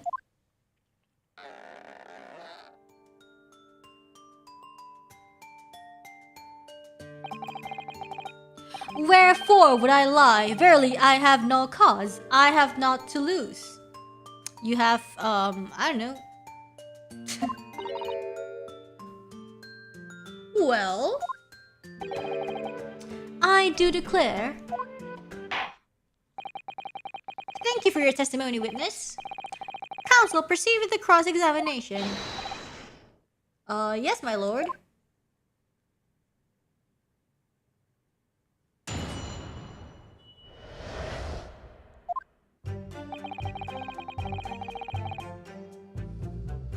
Oh gosh. Hold it! Are you saying that you saw them when the poison was added to your tea?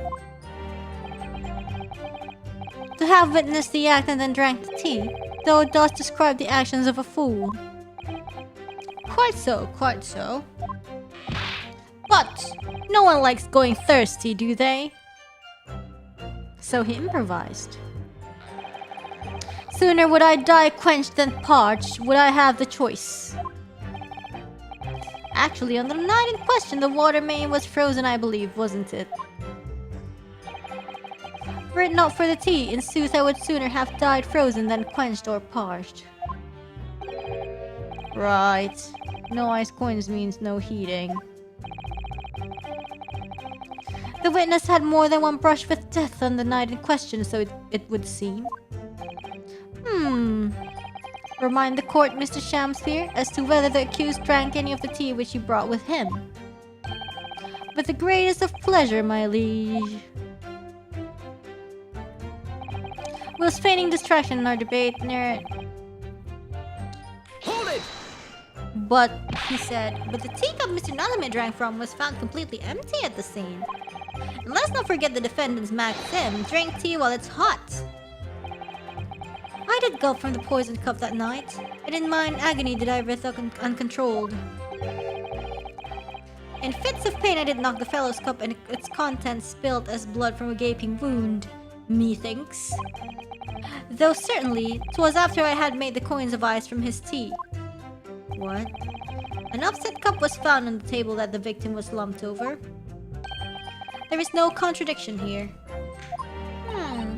It's true there was no tea left in either cup that we found at the scene. But still, something about this statement is troubling me. Of course, I know what it is.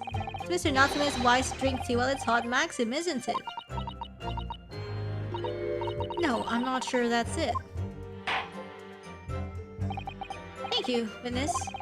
Now reiterate for the court what it is that occupied you after your guests had left and before you drank your tea.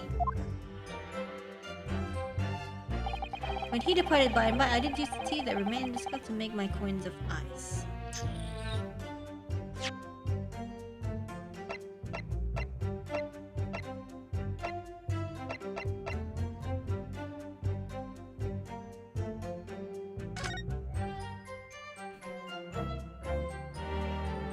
I think it's like the fact that there's no tea ring.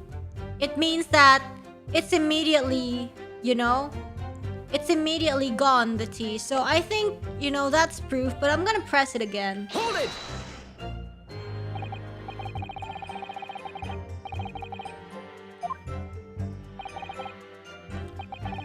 To cheat or to die, 'tis life's only choice. Yes. Faith, to cheat be the wise choice, and mine occupation be not an ugly one. Like, there's no tea ring because, you know, the tea wasn't like sitting, like he immediately like finished it, right?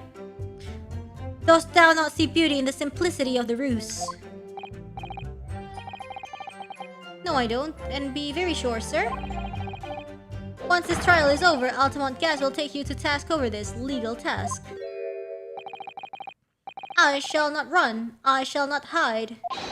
Sooth to say, I have nowhere to run nor to hide. But my lady, what wouldst thou with this pitiful player? Oh, I'll tell you what I'd like to do with you. Oh, what? Standing with this shoddy shirt on your back. 'Tis time for a Shamsphere dance! It's a shirt?! What a harsh world we live in.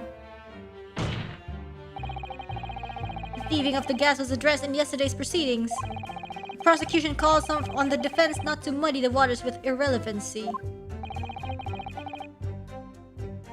Consider that a warning, counsel. What? Why am I the one in trouble here? Mr. Shamsphere, after the accused returned to his own lodgings, you used his tea to make your coins. If there's tea left when he left the room, then his tea must also have tea rings, just like his. But Soseki's cup didn't have any tea rings. That must mean either there's no tea at all, or he just immediately finished it.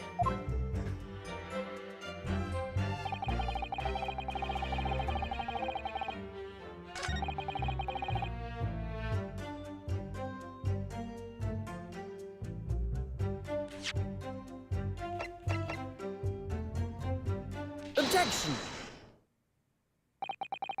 You claim that Mr. Natsume didn't drink a drop of tea on the night in question, and that you used the tea that was left in his cup to make your fake coins. But that's not possible. How How chop logic? What is this? You darky clad fiend? The two teacups from the scene, one used by the victim and the other by the defendant, have a clear difference between them. One that represents incontrovertible proof. Incontrovertible? What difference? Look at the inside of the cups. Just here. There's a clearly visible ring. Yes, a tea ring. Commonplace enough. Indeed, such stains occur all too readily when one leaves tea in the cup for a while. And yet, Mr. Natsume's cup has no such ring. Good lord, you're right, it's completely clean. And prithee, sir, what makest thou of it? Exactly what Mr. Natsume told the court yesterday, the Japanese saying he quoted. Drink tea while it's hot. That's right, yes. The jittery Mr. Natsume was true to his usual self that night and drank his tea in no time.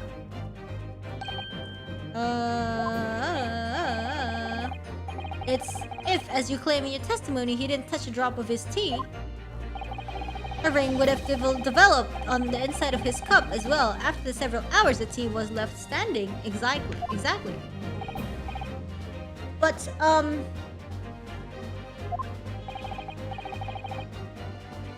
in short, Mr. Shamspeare, you clearly lied to the court.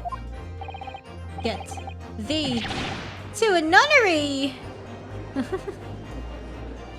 Objection! Objection.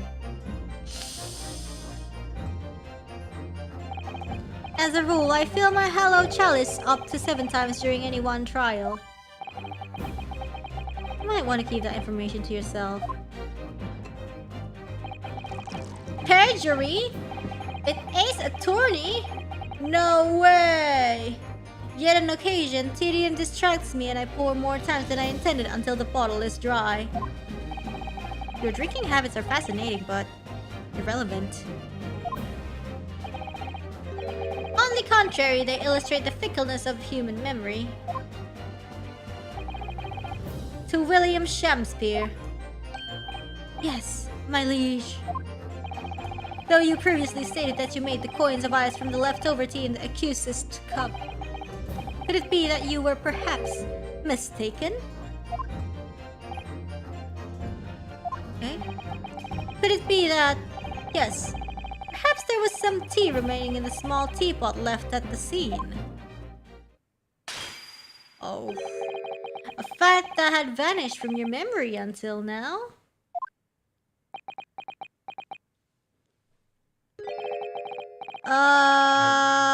Don't say that. Faith, my liege, thou art a magician. For verily, 'tis as though thou hast seen with thine own eyes that night. Objection! Yo, what? Is this rubbish? Forsooth, I was mistook. I did plan to use tea from the Japanese fellow's cup, but lo. Like, I feel like in a real life setting, like, Naruhodo must, you know, start spamming his objections, you know? And thus did I use the dregs that festered in the teapot as my liege did suggest. Objection! And you've just suddenly remembered now that you made a mistake before. Are we supposed to believe that? Objection! Yeah, like, this is rubbish. What is this? Like, you know, like, Van Zeeks, what are you saying? In real life setting, he'd have been charged with perjury like 10 times too. Oh my god, perjury in my ace attorney. Oh, how could you? People's memories are imperfect, my learned friend, which is why we rely on evidence instead. But in any case, it makes no difference. The victim's most recent testimony tells us 2 things of note. Firstly, that the poison was put into the victim's teacup only. Weird. And secondly, we all know perjury doesn't exist in Ace Attorney. Hey, our girl got, like, perjury, actually. That's so lame. Why she got perjury and other people don't? And secondly, that the spoiled cup was not the source of the insipid ice coins that have bewitched this court. I'll be right back, guys. He doesn't have evidence. That's dumb. Hold on.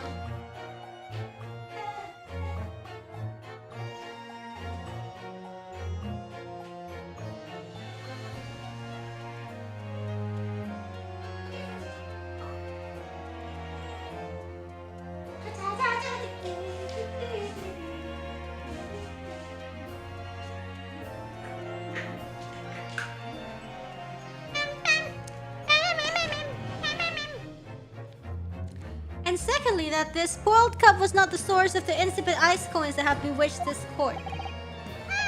Spicy! Just kidding. The prosecution makes a fine summary of the facts. Uh-huh. Furthermore, the testimony remains valid and in full support of the established facts. In other words... Yo, what's that? The inconsistency claimed by the defense simply does not exist. What? Your brain does not exist. What are you talking about? Yeah. What? This is outrageous. Okay, give me a sec. Yeah, what is happening? Like... No! What does this mean then? I do declare it means there's no issue with the gas thief's testimony. Apart from the bit about thieving gas, obviously. Wow, he's so mad. My lords, ladies and gentlemen of the jury, I do solemnly swear, after I did dine at Grubb's Grubbery alone alehouse that night, naught did pass my lips but the black tea given me by the Japanese whose back be stupid as low as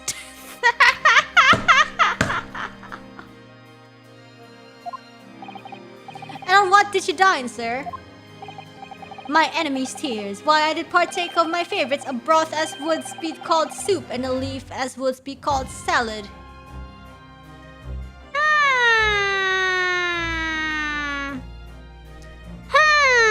A salad? Didn't we, as insalubrious as a menu as the establishment where it was served.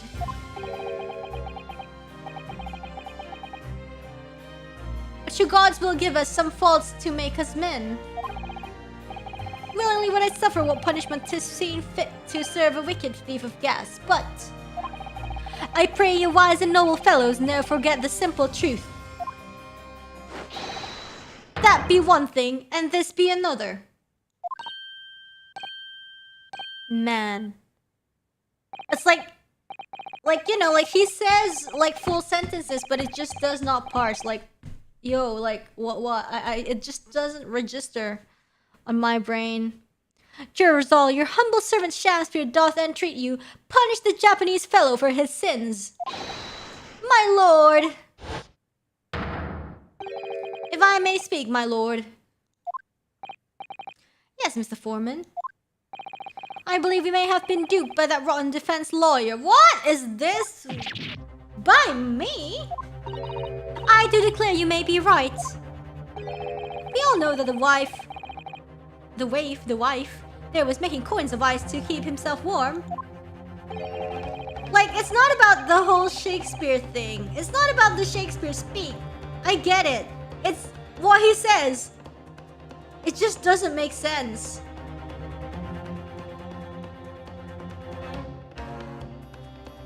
But this lawyer Halad says if he's stealing gas, he deserves a dose of poison, eh?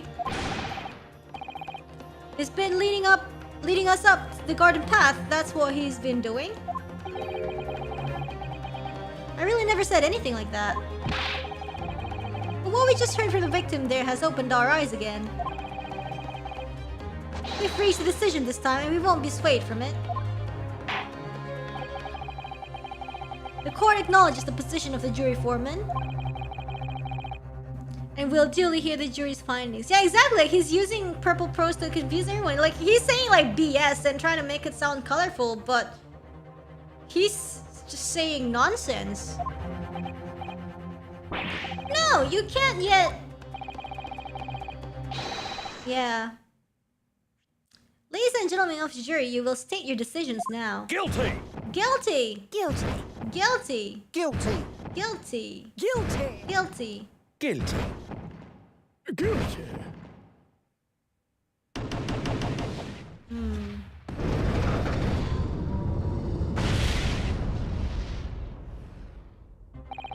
Yeah, I used to study like quite a bunch of English literature. I hereby declare the jury to be in one accord. So yes, some of these are actually easier to understand that, you know, than the actual terms in court in like that we saw in like the first second case. Yeah, can you imagine? How is this happening? My lord, the defense asserts its right to carry out a summation examination. Very well, the court upholds the defense's rights. Typical, my learned friend is unable to accept the obvious truth. This trial will therefore enter its second summation examination immediately. What? Jurors, the court calls upon each of you to state the grounds upon which you find the defendant guilty of the crime of which he is charged. What? You know what?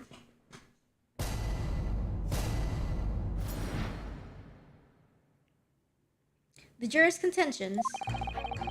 I'm a man of logic, me. No, you're not. And having considered all the evidence, the defendant must logically be guilty. No, your brain is guilty of not existing.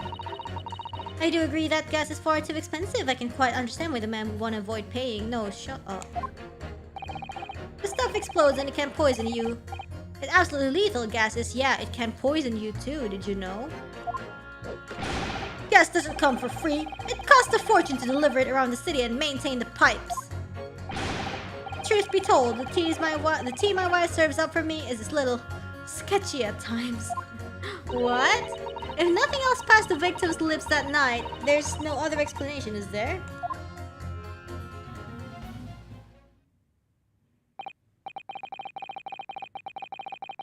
I do feel that perhaps personal opinion about gas and its supply has influenced decisions somewhat.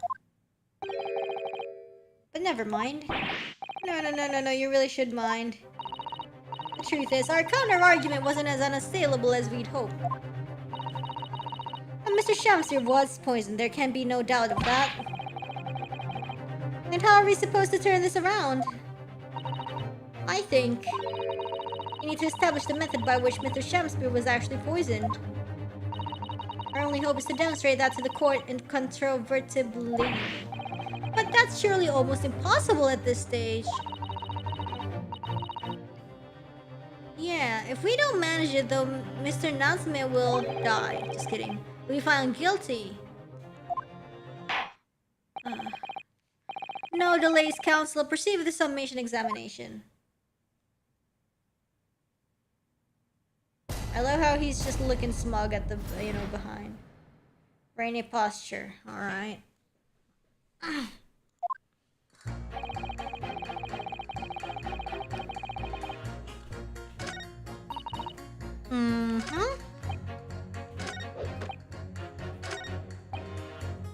want to press, like maybe this helps.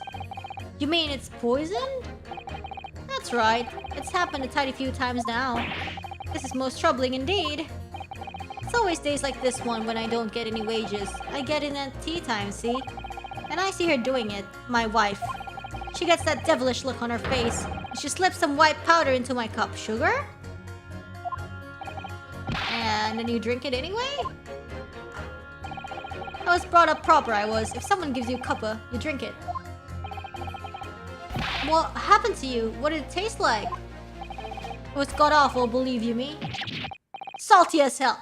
It's salt!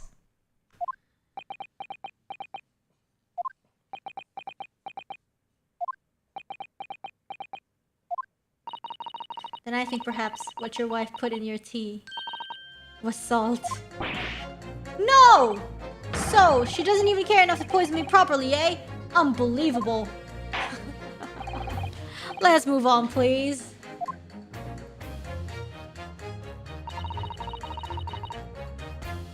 Hold it! Does that mean that if the victim could be shown to have ingested something else, you change your leaning? Sorry? What? No? No, I was just saying if the victim did actually eat or drink something else on the night, what's the matter with you? Sorry? I said if nothing else passed the victim's lips at night, there is no other explanation, is there? Haven't you been listening to me at all? I feel there's an English expression about a pot and a kettle that's appropriate here. Compared to the other jurors who don't even appear to have anything to say about the case at all, it would seem that this elderly gentleman has been listening to the proceedings far more intently. I suppose the trouble is, he has selective hearing? Exactly, but still. The juror may well be the key to the breakthrough that we so desperately need. Yeah, he kept like saying like, oh, I didn't eat anything, but... I do think that the only way we shall overcome this difficult situation is by exposing the way in which Mr. Shamspeare was really poisoned. We have to prove that it happened some other way, and not through Mr. Natsume's tea.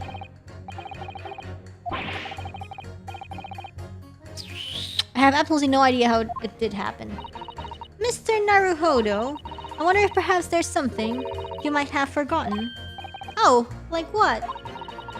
It's important to watch everyone involved and pursue people if they react to something someone else says. If you'd like me to remind you exactly what I mean, I'd be more than happy. No, it's fine. Once again, Sotiki-san's fate is entirely in my hands here. I probably owe it to my client to hear any advice my assistant may be able to offer, so perhaps I ought to let Sasato-san remind me. But then again, no need, because I'm pro. Actually, I don't think there's any need. It's vital that we start trying to change these jurors' minds as soon as possible. Of course, I'm sure you're right. But if you decide you would like your memory refreshed, you need only ask, Mr. Naruhodo.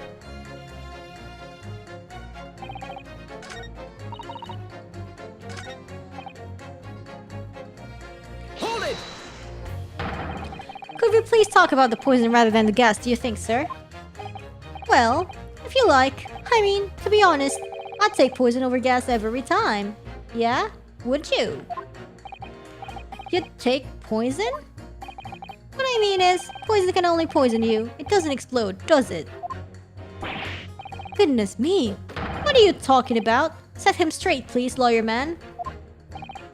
Well, it's certainly true that poison isn't prone to exploding. But I think you'll find poison also can't light or heat up a room. You're right. I hadn't considered that at all. Young lawyer man. Yes? You have a good head on your shoulders. We could use someone like you as our company's legal representative. Ooh, spicy. Well, I wasn't expecting to pick up more business in the middle of a trial, that's for sure. Anyways, the point is I haven't had the best experience with gas companies in the past.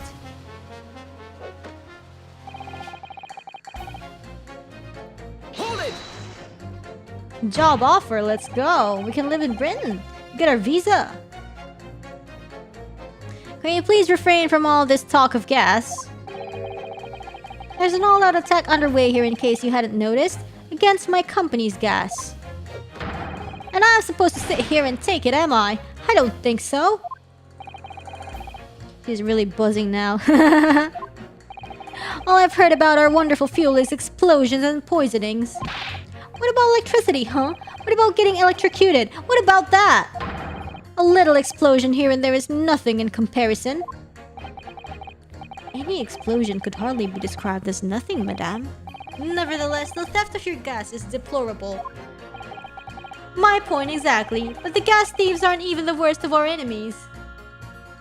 We have far more devious reprobates to contend with on a daily basis, you know. More devious? Who, madame? Other gas companies, of course. Other gas companies? Not quite what I was expecting. We generate gas and we deliver it to our customers fair and square. Indeed, nobody is questioning that, madame. Altamont is an exemplary gas company. But there are other unscrupulous gas companies here in London that doesn't even have any gas at all. What? But if they don't have gas, how do they go about selling it to people? You wouldn't think it's possible, would you? But they steal our gas, you see? And sell that. They steal your gas? How on earth is such a thing possible? Gas companies like ours deliver gas to people's homes through a network of pipes. But these devious reprobates secretly disconnect our pipes and divert our gas into their own rotten pipes. Like stealing internet connection. Then they make a contract with the households supplied by those pipes and take money for the precious gas that's rightfully ours without us even knowing. They're diverting gas to their own pipes illegally. What a brazen form of theft. And we visit customers' houses to collect the money from their meters. We always have to check whether or not one of these devious companies has been up to its tricks. Excuse me. Do you have something to say about that, juror number 3? Oh, golly, you mean me? I'm terribly sorry. I was just thinking to myself. Really did catch him off guard there. Thinking about what the lady next to you was saying, correct? Well, yes. I just got a little riled about it recently, you see. Go on.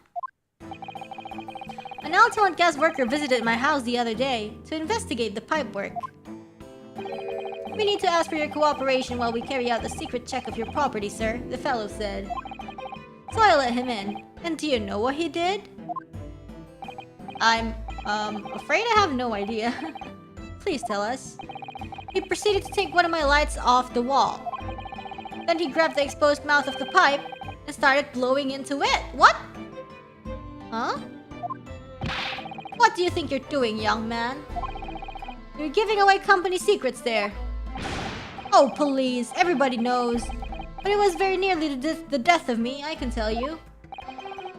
What do you mean? I'll explain if you don't mind. As I said before, these unscrupulous other gas companies connect their customers to our pipe network. Yes, but how does blowing into the pipes come into it? Obviously, there's gas in the pipes, and it's a fairly low pressure. By blowing air through the pipe, you can make the pressure drop temporarily. And if you do that, any lights connected to the same pipe will flicker for a moment. Oh, I see. If upon blowing into the pipe, the lights of an adjacent property that has no contract with your company flicker, that means they're stealing gas. You can know that these devious scoundrels have been meddling with the pipes. Exactly, my lord. That's it in a nutshell. It's the reason why we have teams of workers going around neighborhoods to investigate which lights flicker. The trouble is, the particular worker who came to my house didn't know the strength of his own breath. He blew down the pipe with all his might, and you can guess what happened, can you?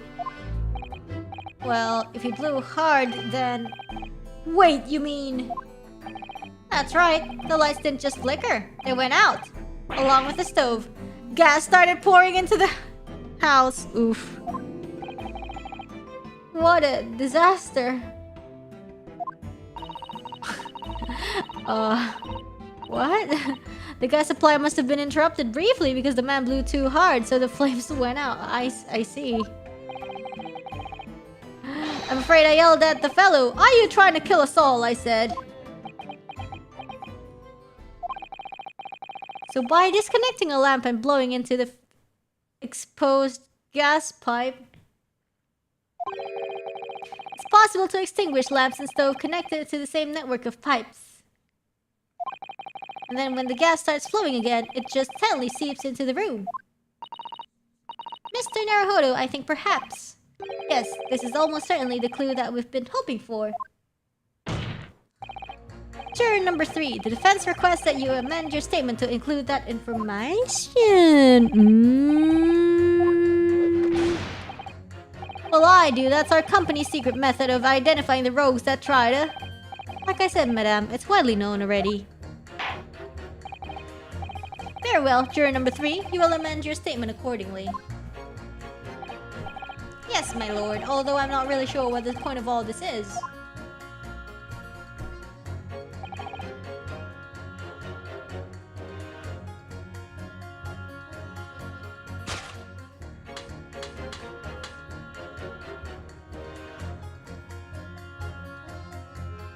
What if? Objection! Those two statements clearly contradict each other.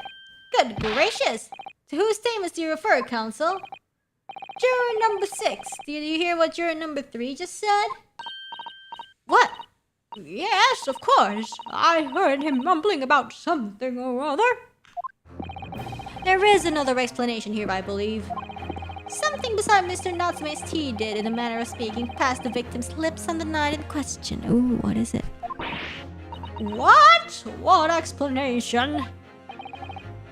I wonder if the police checked the mouth of the gas pipe feeding the wall light at the scene. See if there were any traces of poison there. I was curious to see what your floundering would result in this time. But the mouth of a gas pipe? Scotland Yard have enough to do without exploring such irrelevance. You know, the puffs on his shoulders look like Ollie's hair. What a piece of work is a man. What are you trying to say, Mr. Shamspeare? What speakest thou? Pretty, is that not strange and strange? That is what I want to say to thee, sir. I thought I'd been quite clear, but let me put it another way. The strychnine could have been on the mouth of the gas pipe that feeds the wall lamp in your room. And that is how the poison came to enter your body. Good lord! You who haunt this place in the name of the Lord. Are they tasty then, gas pipes? Is that what he's saying? Or is the gentleman suggesting that the poor man was so desperately hungry he tried to fill his belly with gas? Perhaps no actress would perform a kiss scene with him, So sad. For shame, madame, speaking thy fancy. I assure you, I am not such a buffoon that I have to kiss pipes. Oh yes, we had some ideas. Objection! This is no summation examination. This is a farce. The prosecution will not stand for any more of my learned Nipponese friend's conjecture. Oof, getting spicy over here. To begin with, the lamp in the victim's room is high on the wall. In order to have placed his lips to the pipe that feeds it, he would have to be a contortionist. I don't know, what if you like climb a box or something? Sorry. They're empty assertions. There's no possible proof that the man did as you say. Objection! It's true. I have no proof that Mr. Shamspeare put his lips to the pipe. Mwah. However, I can say with some certainty that on multiple occasions, Mr. Shamspeare has been doing something in front of the lamp on his wall. And I have evidence to prove it.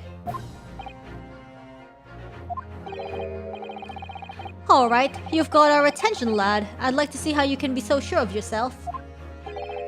So would I. Let's see this evidence then. That wasn't Kabedon? Yeah, I never thought it was Kabedon because it's his own. It's his own. Unless you thought that Soseki was the one Kabedoned. But it's Soseki's first time going into the room, so like the dozens of, you know, those doesn't really make sense. I need to make this opportunity count. This is the proof that, time and time again, Mr. Shamspeare stood in front of his gas lamp.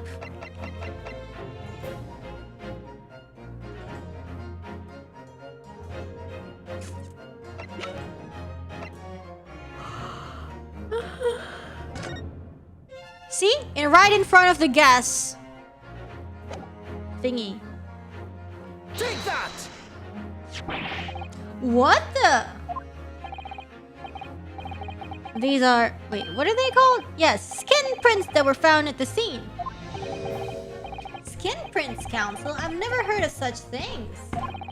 The Justice Ministry is currently assessing whether or not to permit fingerprints as evidence in court, however. It's not fingerprints. My lord, this is an exciting new forensic technique developed by the great detective, Mr. Sherlock Holmes. It reveals all the places that Mr. Shamspeare touched in his room. I've never seen anything like it. I mean, that's black magic, isn't it? Black magic?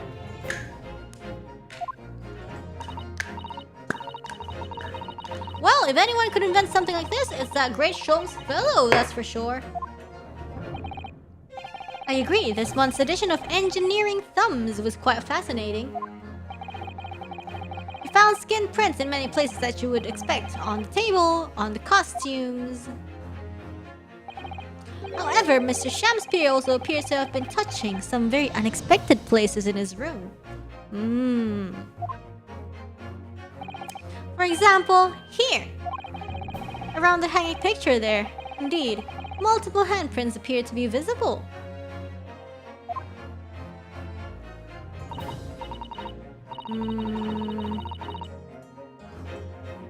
Well, I wonder. Could he have been appreciating the artwork, perhaps? Appreciating? At first, my colleagues and I thought the same, however. Imagine standing with your hands where those prints are. Imagine! Now he's telling the court to imagine, and you would find yourself directly in front of... Drum roll, please. In front of... Oh! I don't believe it! The gas lamp. Though the reason why it isn't immediately obvious, it's clear that Mr. Shamspeare, he was trying to jump into the painting. Hey, wrong game. Has regularly been standing with his hands to the wall in front of that lamp. Gee, for what purpose, I wonder. Right, what have you been up to, you nut?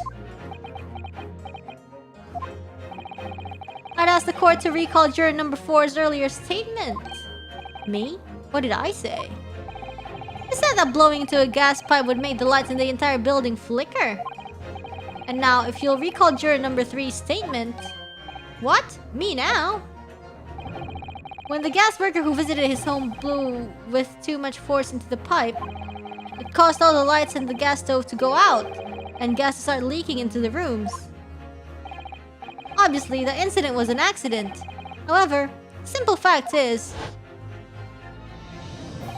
if Mr. Shamspeare were to have blown hard into the gas pipe here in his room, he could have extinguished every other light and gas stove in the building at will. Crikey!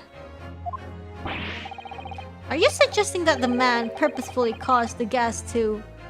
Yeah, that's why, like, there's gas leak, and I don't know, maybe he wants the middle room so bad. Objection!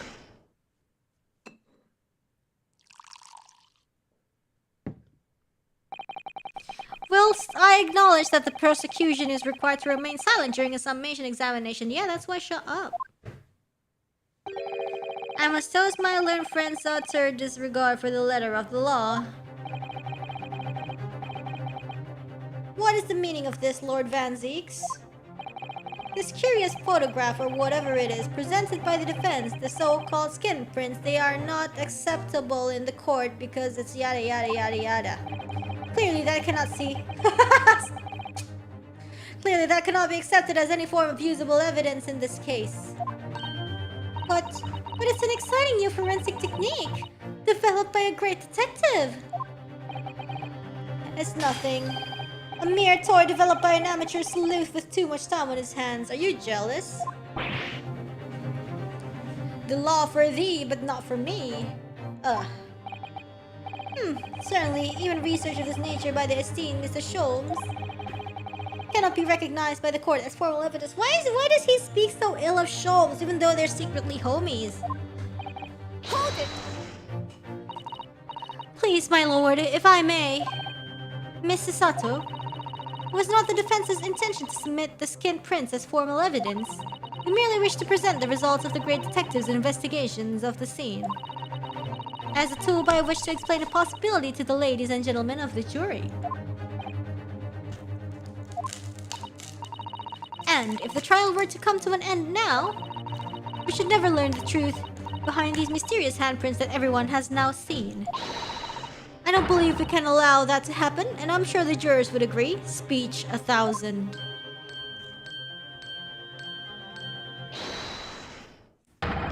You're right! Whether those strange handprints are a significant clue or not, it's down to us to decide. Juror number 3. Oh yes, I do declare the great detective's investigation results sound absolutely fascinating. And I want to hear what that shady actor fellow has to say about those shady handprints. They're all so impressionable. Nice!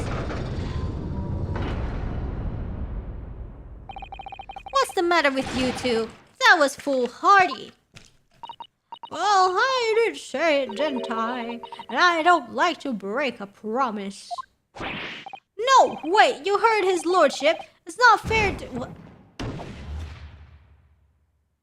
Nice. Oh, well done, Mr. Naruhodo. If just one more juror changes his or her mind, Mr. Natsume's trial will have to continue. Thank you, Mrs. Sato, but I couldn't have done it without you. Oh no, it was you who identified the clue after all. This is very much your success. Why, Mr. Shamspeare, you seem to be losing your composure. Just one more juror, Mr. Naruhodo. You can do it! Very well. Continue, counsel.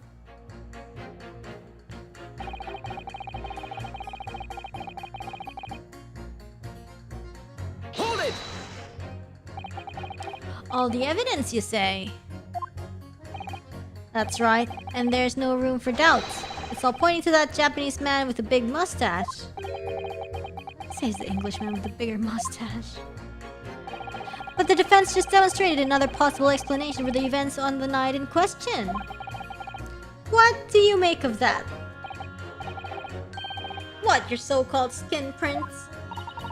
It's an exciting new forensic investigation technique developed by the great detective himself. The numerous handprints on the wall are clearly out of the ordinary. And if Mr. Shamspeare had indeed put his mouth to the gas pipe on the night in question, ooh. It can't be denied that there's a possibility that's where the poison was. Well, yes, I won't deny that it's playing on my mind. But as the prosecution rightly says, we should pay no heed to unacceptable forms of evidence. And besides, yes, even if the fellow has been up to some mischief with the gas pipe dozens of times before, it doesn't mean he got up to the same shenanigans on the night in question, does it? Oh. If you can't make your case better than that, I'm afraid I can't change my stance. You make a very valid point, sir. What? That's true. Perhaps I was a little hasty. No, wait! Look, you've got your chance here, haven't you? So it's time to prove your theory. If you and your Japanese cohorts can, that is. What? Just leave our nationality out of this, please. Mr. Naruhodo, if we can't substantiate our position, I'm afraid the jurors that changed their minds before may very well change them back. What can I do? Is there any more proof I can give here? Can I show that Mr. Shamspeare really did blow down the gas pipe on the night in question?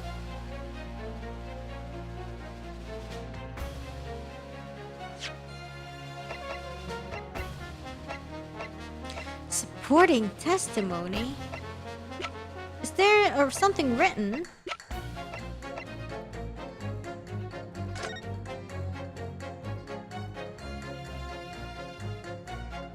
Like, he says, Soseki says that, you know, oh, I drink, even though I paid gas, the night's still cold, and Garadep says, I fixed it, but it's still not working, you know, stuff like that. So, I don't know if that counts. Yeah.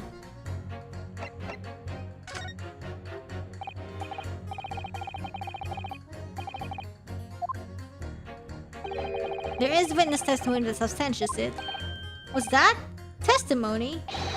That is incredible. Whose testimony? It's either Garadeb, a person whose testimony revealed details about the gas in the Garadeb residence that night, namely...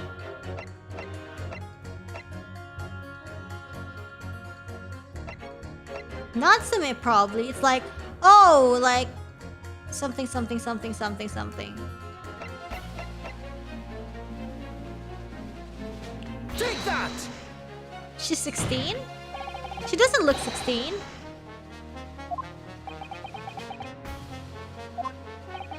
Real. I don't think he was listening. Rest assured, Counsel. No. A witness who spoke about the gas on the night in question. Yes, there was someone. Me. That's what I thought too, but I obviously chose the wrong person. Or did you? Wait! Hold it! Man.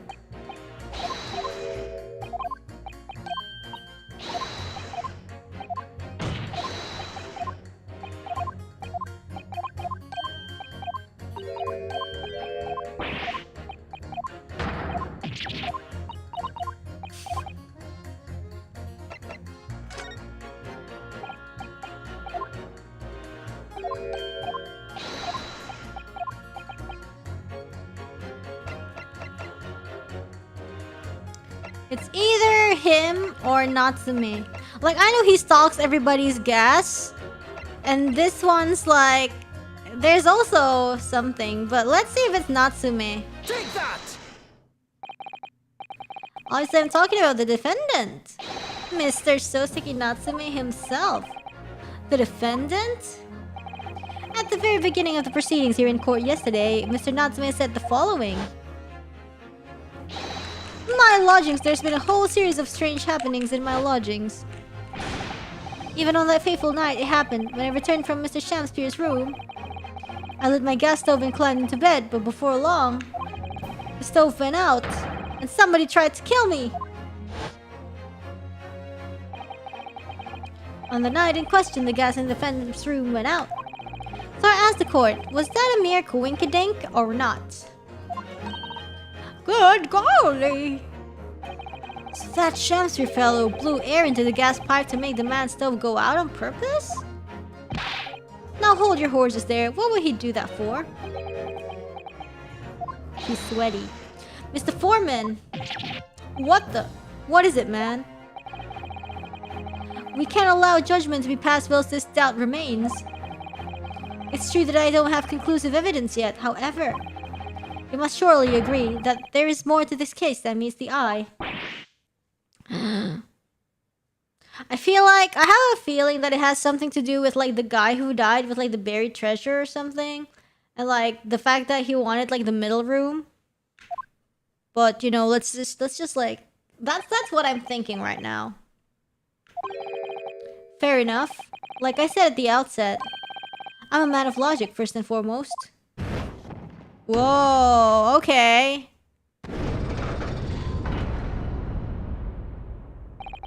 That's 4 jurors leaning towards not guilty, my lord. We're overturned the decision. Therefore, the defense calls for the trial to continue.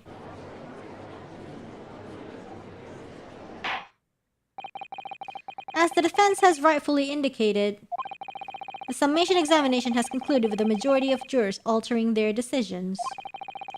2 jury members now call guilty, 4 now call not guilty.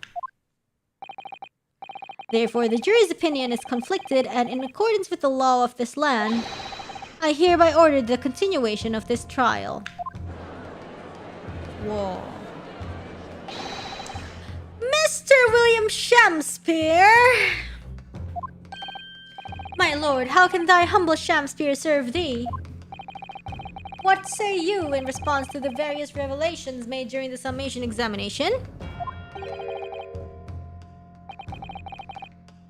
So God mend me, I do solemnly swear. I recall aught of either the lamp or the pipe. BS. But your handprints have made a tidy mess all over the wall there. How'd you explain that, eh? splash zone! I am done with this. The dignity of this great courtroom has been sullied enough already. Juror number 5. Have you been sucking gas, witness? Who, me? As I went to some pains to point out already, a print from the self-professed detective's toy has no place in a British court of law.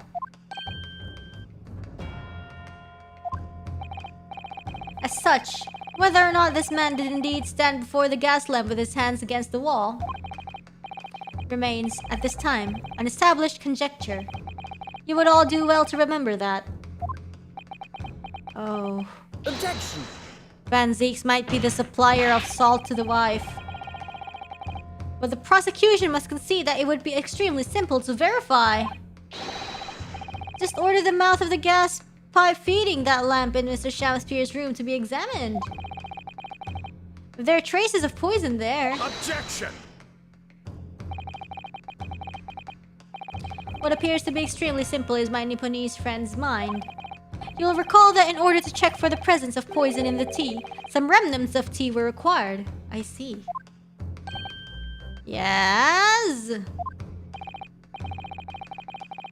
Therefore, it shouldn't be beyond your wit to imagine that even if poison were to have been spread on the pipe, what if the poison was like the Renginang tin box?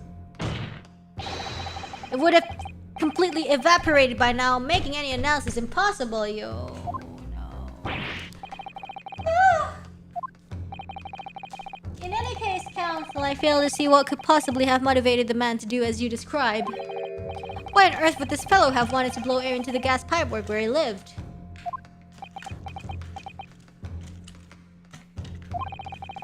There's only one possibility that I can think of, and that is to use the leaking gas to commit murder.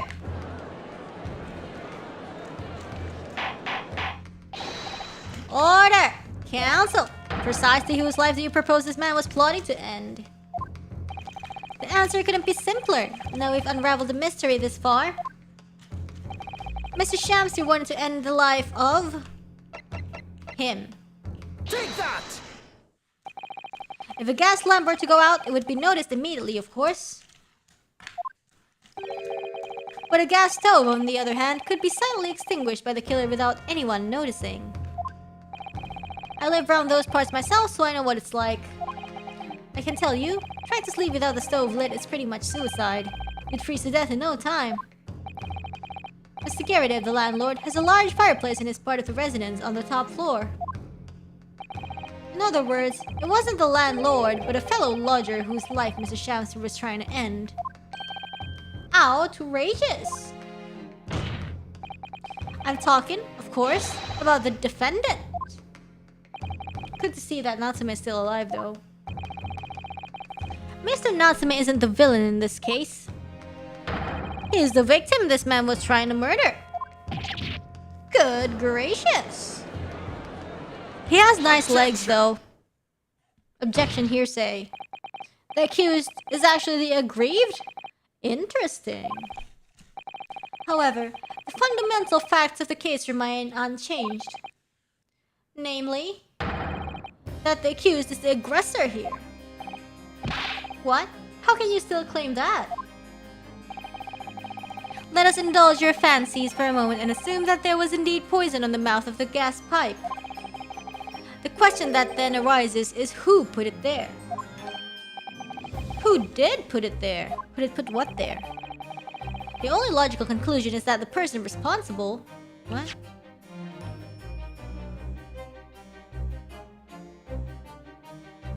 Yeah, oh, who put the poison, basically?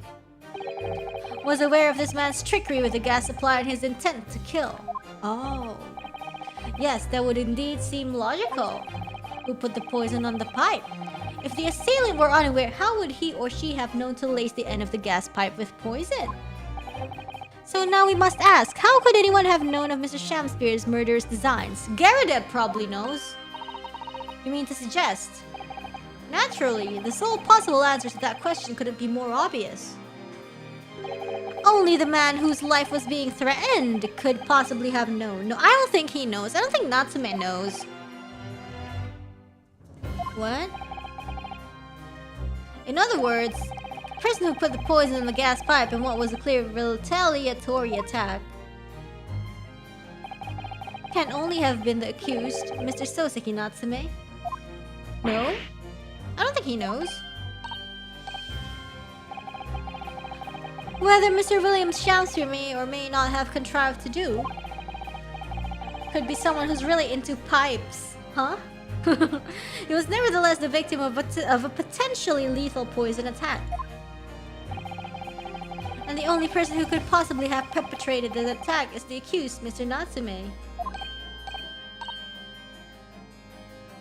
What if he put it himself to frame Natsume and be like, yo, so he will be arrested. If he's arrested, he can't have the middle room. The defense counsel's theorizing has failed to avert suspicion from the accused. Far from it. In fact, now that a clear motive for the poisoning has been successfully established, that suspicion is greater than ever. Would you not agree, my Nipponese friend? Oh.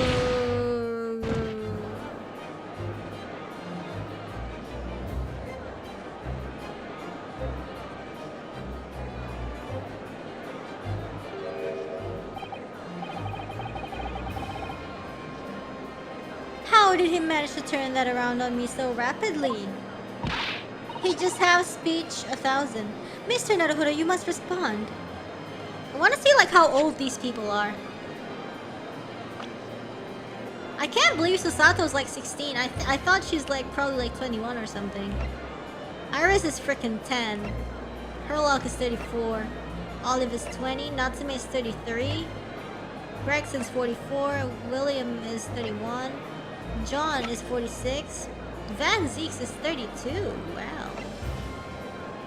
A Drone B Meterman 23. Wow, pretty young, huh? Quinby is 38.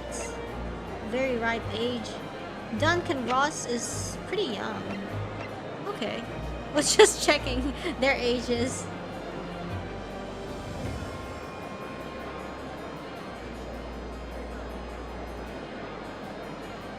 Quinn B is older than Zeke's. I somehow has a hunch. She looks like, you know, she knows, you know, she has that aura. The aura. Just kidding. She has that atmosphere of like someone with experience. Yes, Sato's 16? What even? She doesn't look 16. I refuse to acknowledge it. 16 season 2 probably. Otherwise, the members of the jury may very well change their leanings against us again. And this may be our last chance to get the advantage. Yeah, like she's super smart. Like I would think that she's 20 plus or something. Well, it would seem that somebody put poison on the gas pipe in Mr. Shamspeare's room. So we must name that person now and absolve Mr. Natsume of guilt. You mean, name the true culprit? Reminder that Iris is 10. Yeah, I know, I just saw. I know it might sound impossible, but if we fail to do that, I have no doubt that Mr. Natsume's fate will be sealed once and for all. As it happens. It seems the younger you are, the smarter. Oops! Oops! One possible culprit does come to mind. The evidence, the poison, it's all pointing to a particular person now. The prosecution calls for the jury to consider their leanings again. Did I miss something? I trust you'll make the correct choice this time, Mr. Foreman. Oh, what? Oh, don't you worry. Attention.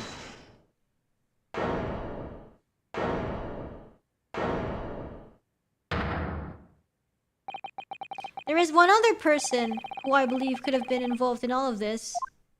The true culprit of this crime. What? What? A term found only in second-rate novels featuring third-rate great detectives, my Nipponese friend. But why not? This farce has gone on for so long already. I see no reason to cut it short before its disappointing climax. Shoot, bro! Don't tell me! Oh, God!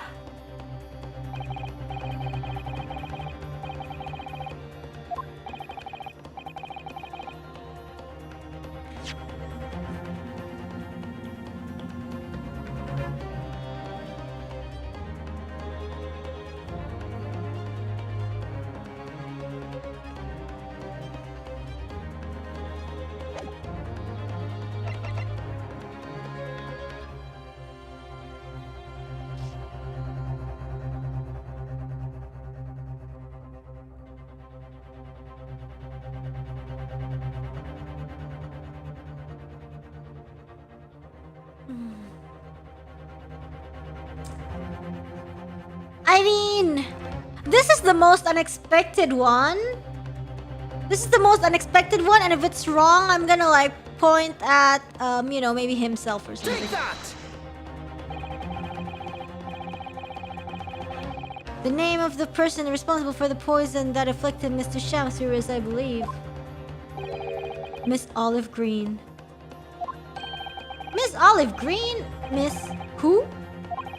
I do feel as though I've heard that name in the recent past, Council, but I don't recall where. Miss Olive Green? The woman from 6 days ago.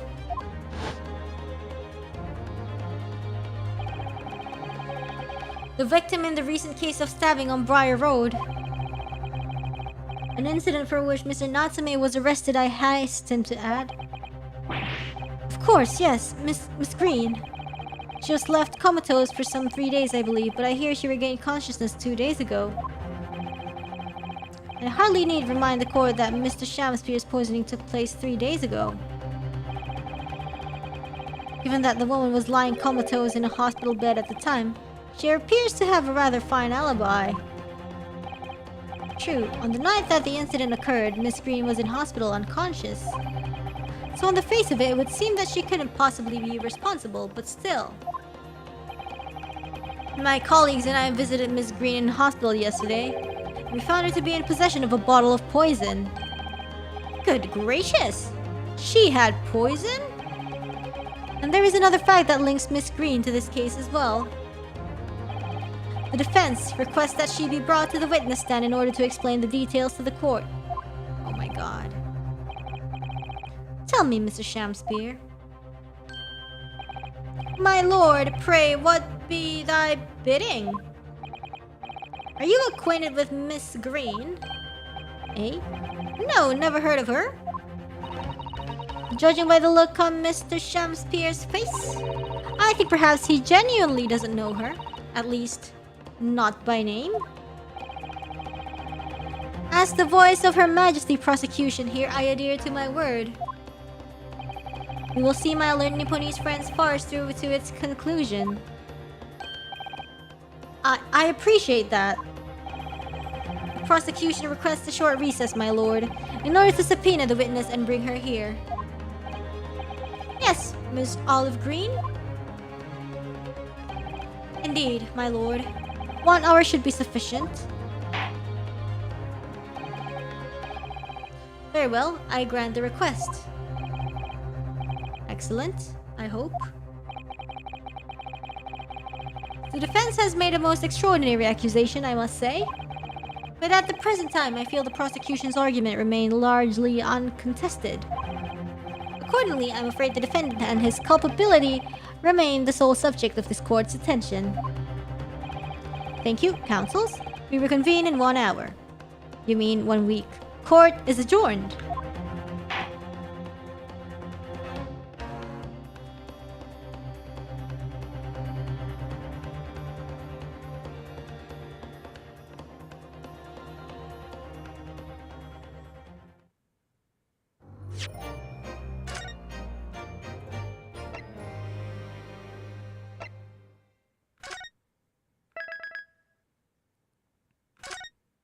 Yeah, I think after this, we're gonna be going for the last push, and I think, you know, it's last push, but also I think it's gonna be pretty long. And I think we have a bunch of We have a bunch of supers we haven't read from Ace Attorney. Yes, yes, yes, yes, yes, yes, yes, yes, yes. You are smart. Well done. Thank you. There's been like a lot of jokes. There's been a lot of jokes about Reine being bird-brained, but you know, I actually really like these kind of games. And when people say, "Wow, you actually have a brain," it makes me happy. This is quite long. I guess so. Yes, yes, yes, yes. Cliffhanger. I don't think this is a cliffhanger. It's like これから starting from now, we're gonna enter the main course. Yeah. Thank you for the good stream. You're welcome. I guess we're gonna be going we're gonna be reading the supers. That's all right. I kind of wait. Let me see. Let me check first. Because we need to catch up a bunch of TGAA. I think like all of the resolved ones we haven't read, and let's see what else we haven't read from the previous one. Yes, yes, yes. Okay. Let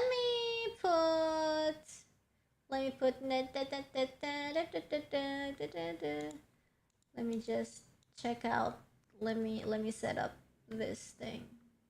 Chat. Yo, nice.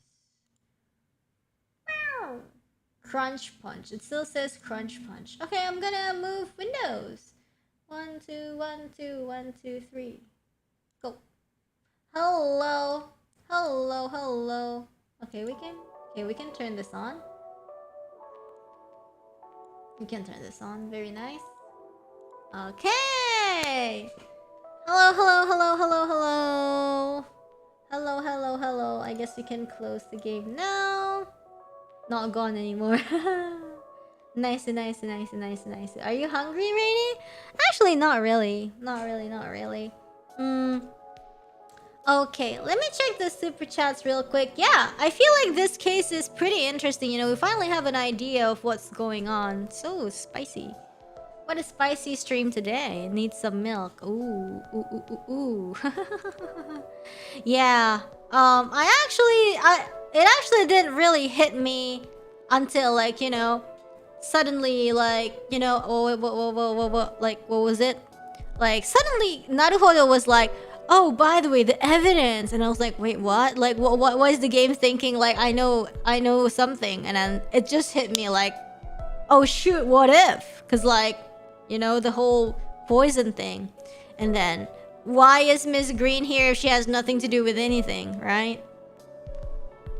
Yeah, stuff just took quite a turn. Yes, definitely one of the more insane cases. Like, I like the fact that it's connected to, you know, the previous case from the previous game, you know? I feel like, in fact, that's what I like about this game in general. It's not just like one, standalone cases. You know, stuff are like actually connected to each other and everything, and that kind of makes you want to play the cases more and more and more and more. Yes.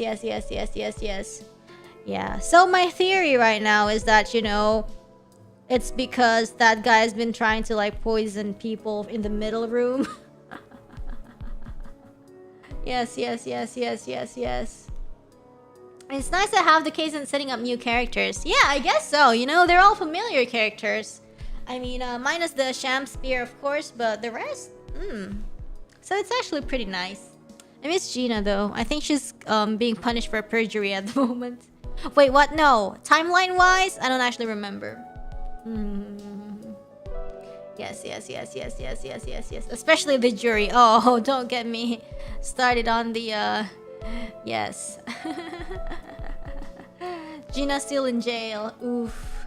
Yeah, I think she's still hitting the streets. Yeah, timeline-wise, it doesn't really match up. I don't know. Yeah, this was before her case, right?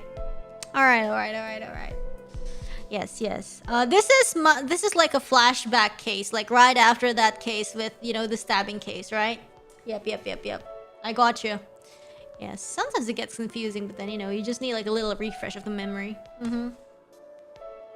Yes. 5th case of the first game. Yup.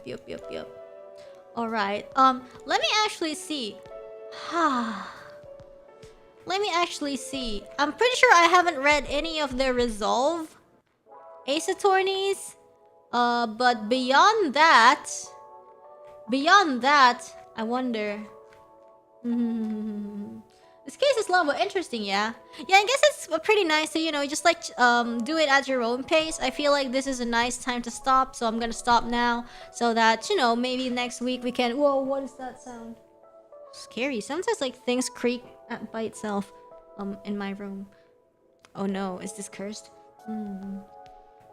Yes. The case has a really nice flow to it. Yeah, it's like things just like slowly unfold, and you know, all the jokes and everything were pretty fun. Anyways, I'm just gonna read the previous resolved super chats. By name, thank you so much. Reine, is someone blowing in your gas pipes? I wonder. But yes.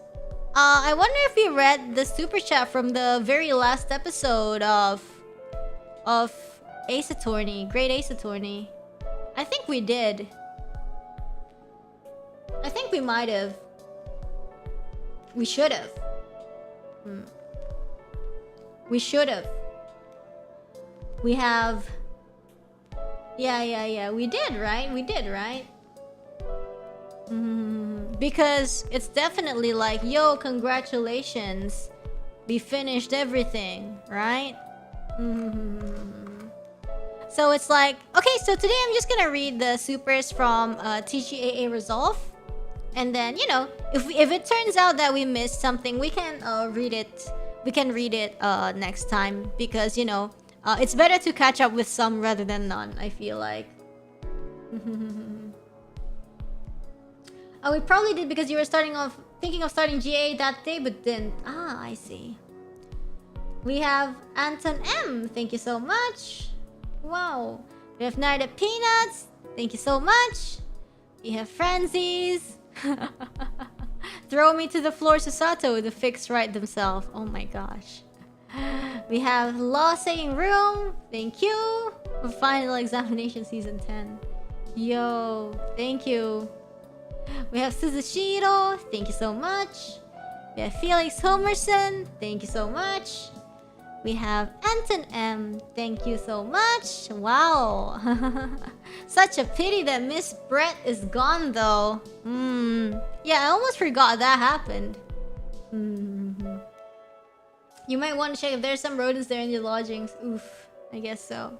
We have My Name is Chicken Noodle, thank you. Thank you so much. And then, that was the first. And then, wait please. Ah, this is the second. We have Norris. Ooh, thank you so much. We have this guy. Thank you so much. We have Anton M. Thank you so much. We have Mace Nerd. Thank you so much. We have Anton M. Thank you so much. We have Gino. And thank you. He was eating the soap and died of soap poisoning. Oh my gosh. Also, Streamlabs link is back. Yeah, you know what? I can't really do anything about it. It only does it with this game and what was it? And Elden Ring. It's so weird. Yeah. I don't know. It's just super weird. Super weird. We have... This is from the third one. We have your boy Stephen Adams. Thank you so much. You who haunt this stream in the name of the Lord. You have Thunderhawk TH. Thank you so much. We have Zelf. Thank you so much.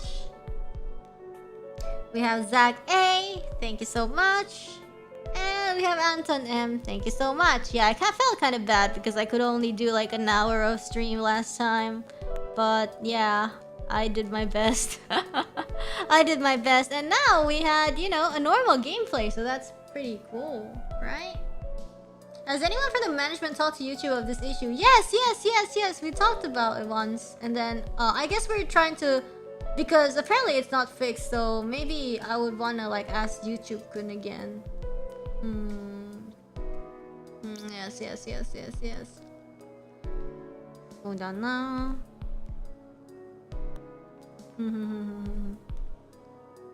Okay. YouTube be like, sorry, it's the wrong tool for exorcism. My goodness. And for this stream, we have your boy Steven Adams. You look almost like the Ruby character named Wise. Oh, nice. They say she's a tsundere, just like every one of us, right? All of us has a little tsundere blood in our lives, in our blood. Something about, you know. Yes. We have Ryan. You are a good voice actor, Reine. Thank you. I try to have fun with this TGAA streams. I used to be more hardcore when it comes to voice acting and like what was it? Pokemon, was it? I was like pretty hardcore about the voice acting in Pokemon, but man, TGAA really like wears out your vocal cords really easily because it's all I have to voice everything and narrate everything. Yes. Kusogaki-kun. We have Yukito Tori no Kishi, maybe? I don't know. Can't read. Yo. Some of us have the tsundere a bit higher or lower than others. Thank you for the super chat. Thank you. The super chat says a barefaced. Thank you. Lovely. Too many characters and non-stop talking. Exactly. It's like I have to narrate everything. Whereas like in games where I just have like gameplay portions, it's just like, yeah, we can have a lot of, you know, we can take a break. Yes. We have Anton M. Thank you so much. Hello. We have BB Buster. Break time. Thank you. Everybody needs a break once in a while, alright? Yeah. I have a new game to play in mind. You know, I know Ace Attorney still isn't finished, but there's a pretty long game that I'm really interested in playing. Let's hope it's possible for me to do. It's a horror game. And it just got released on Steam. They're usually on the PlayStation, but they just got released in Steam, like one of them. So I'm just like, maybe I can play this because I'm really lazy to play stuff on the PlayStation. I do own the PlayStation 4, but it's just really tedious to, you know, each time connected to the capture card, especially since I use the Switch way more. So I never really use my PS4. So since this one got a Steam version, I'm like, maybe. You know, maybe it's possible. Yeah, but we'll see about that. I saw iSequel releasing at the end of June. Are you making any plans for that? Yo, I definitely want to play that too. With a heart rate monitor? Sure, why not? We have Anton M. Thanks for the stream, Reine. This episode was such a joy to watch. Can I ask you something? Could you please add the Shakespeare dance to your 3D debut to-do list? No. I have so many things I want to do, though. So yeah, I hope the other things will make up for that. Will you finish the Ace Attorney games first, Reine? Oh yeah, of course. I'm planning to finish this game. Definitely. And we have Black Bomb. With every new element introduced to the case, it makes me doubt of my conclusion. My mind has been yeeted to all sides today. Yeah, I guess so. You know, sometimes that's why I like to think, like, you know, just freely. But I never am really stubborn. Because, you know, with this kind of game, you can theorize and then it keeps presenting you new evidences and stuff. And it just keeps making you think, oh, I guess I like it, you know? That's why I probably, I think it's like this, you know, but then I could be wrong and then new evidence is presented and that's alright. Yes. Yes.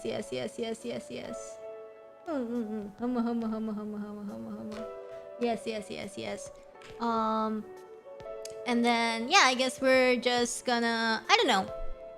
Today's gameplay portion is over and I kind of don't know if I wanna... I kind of feel like playing Elden Ring. Again tonight. Like, probably in, like, in an hour or so. I kind of don't know if I should, but maybe I should. I kind of wanna.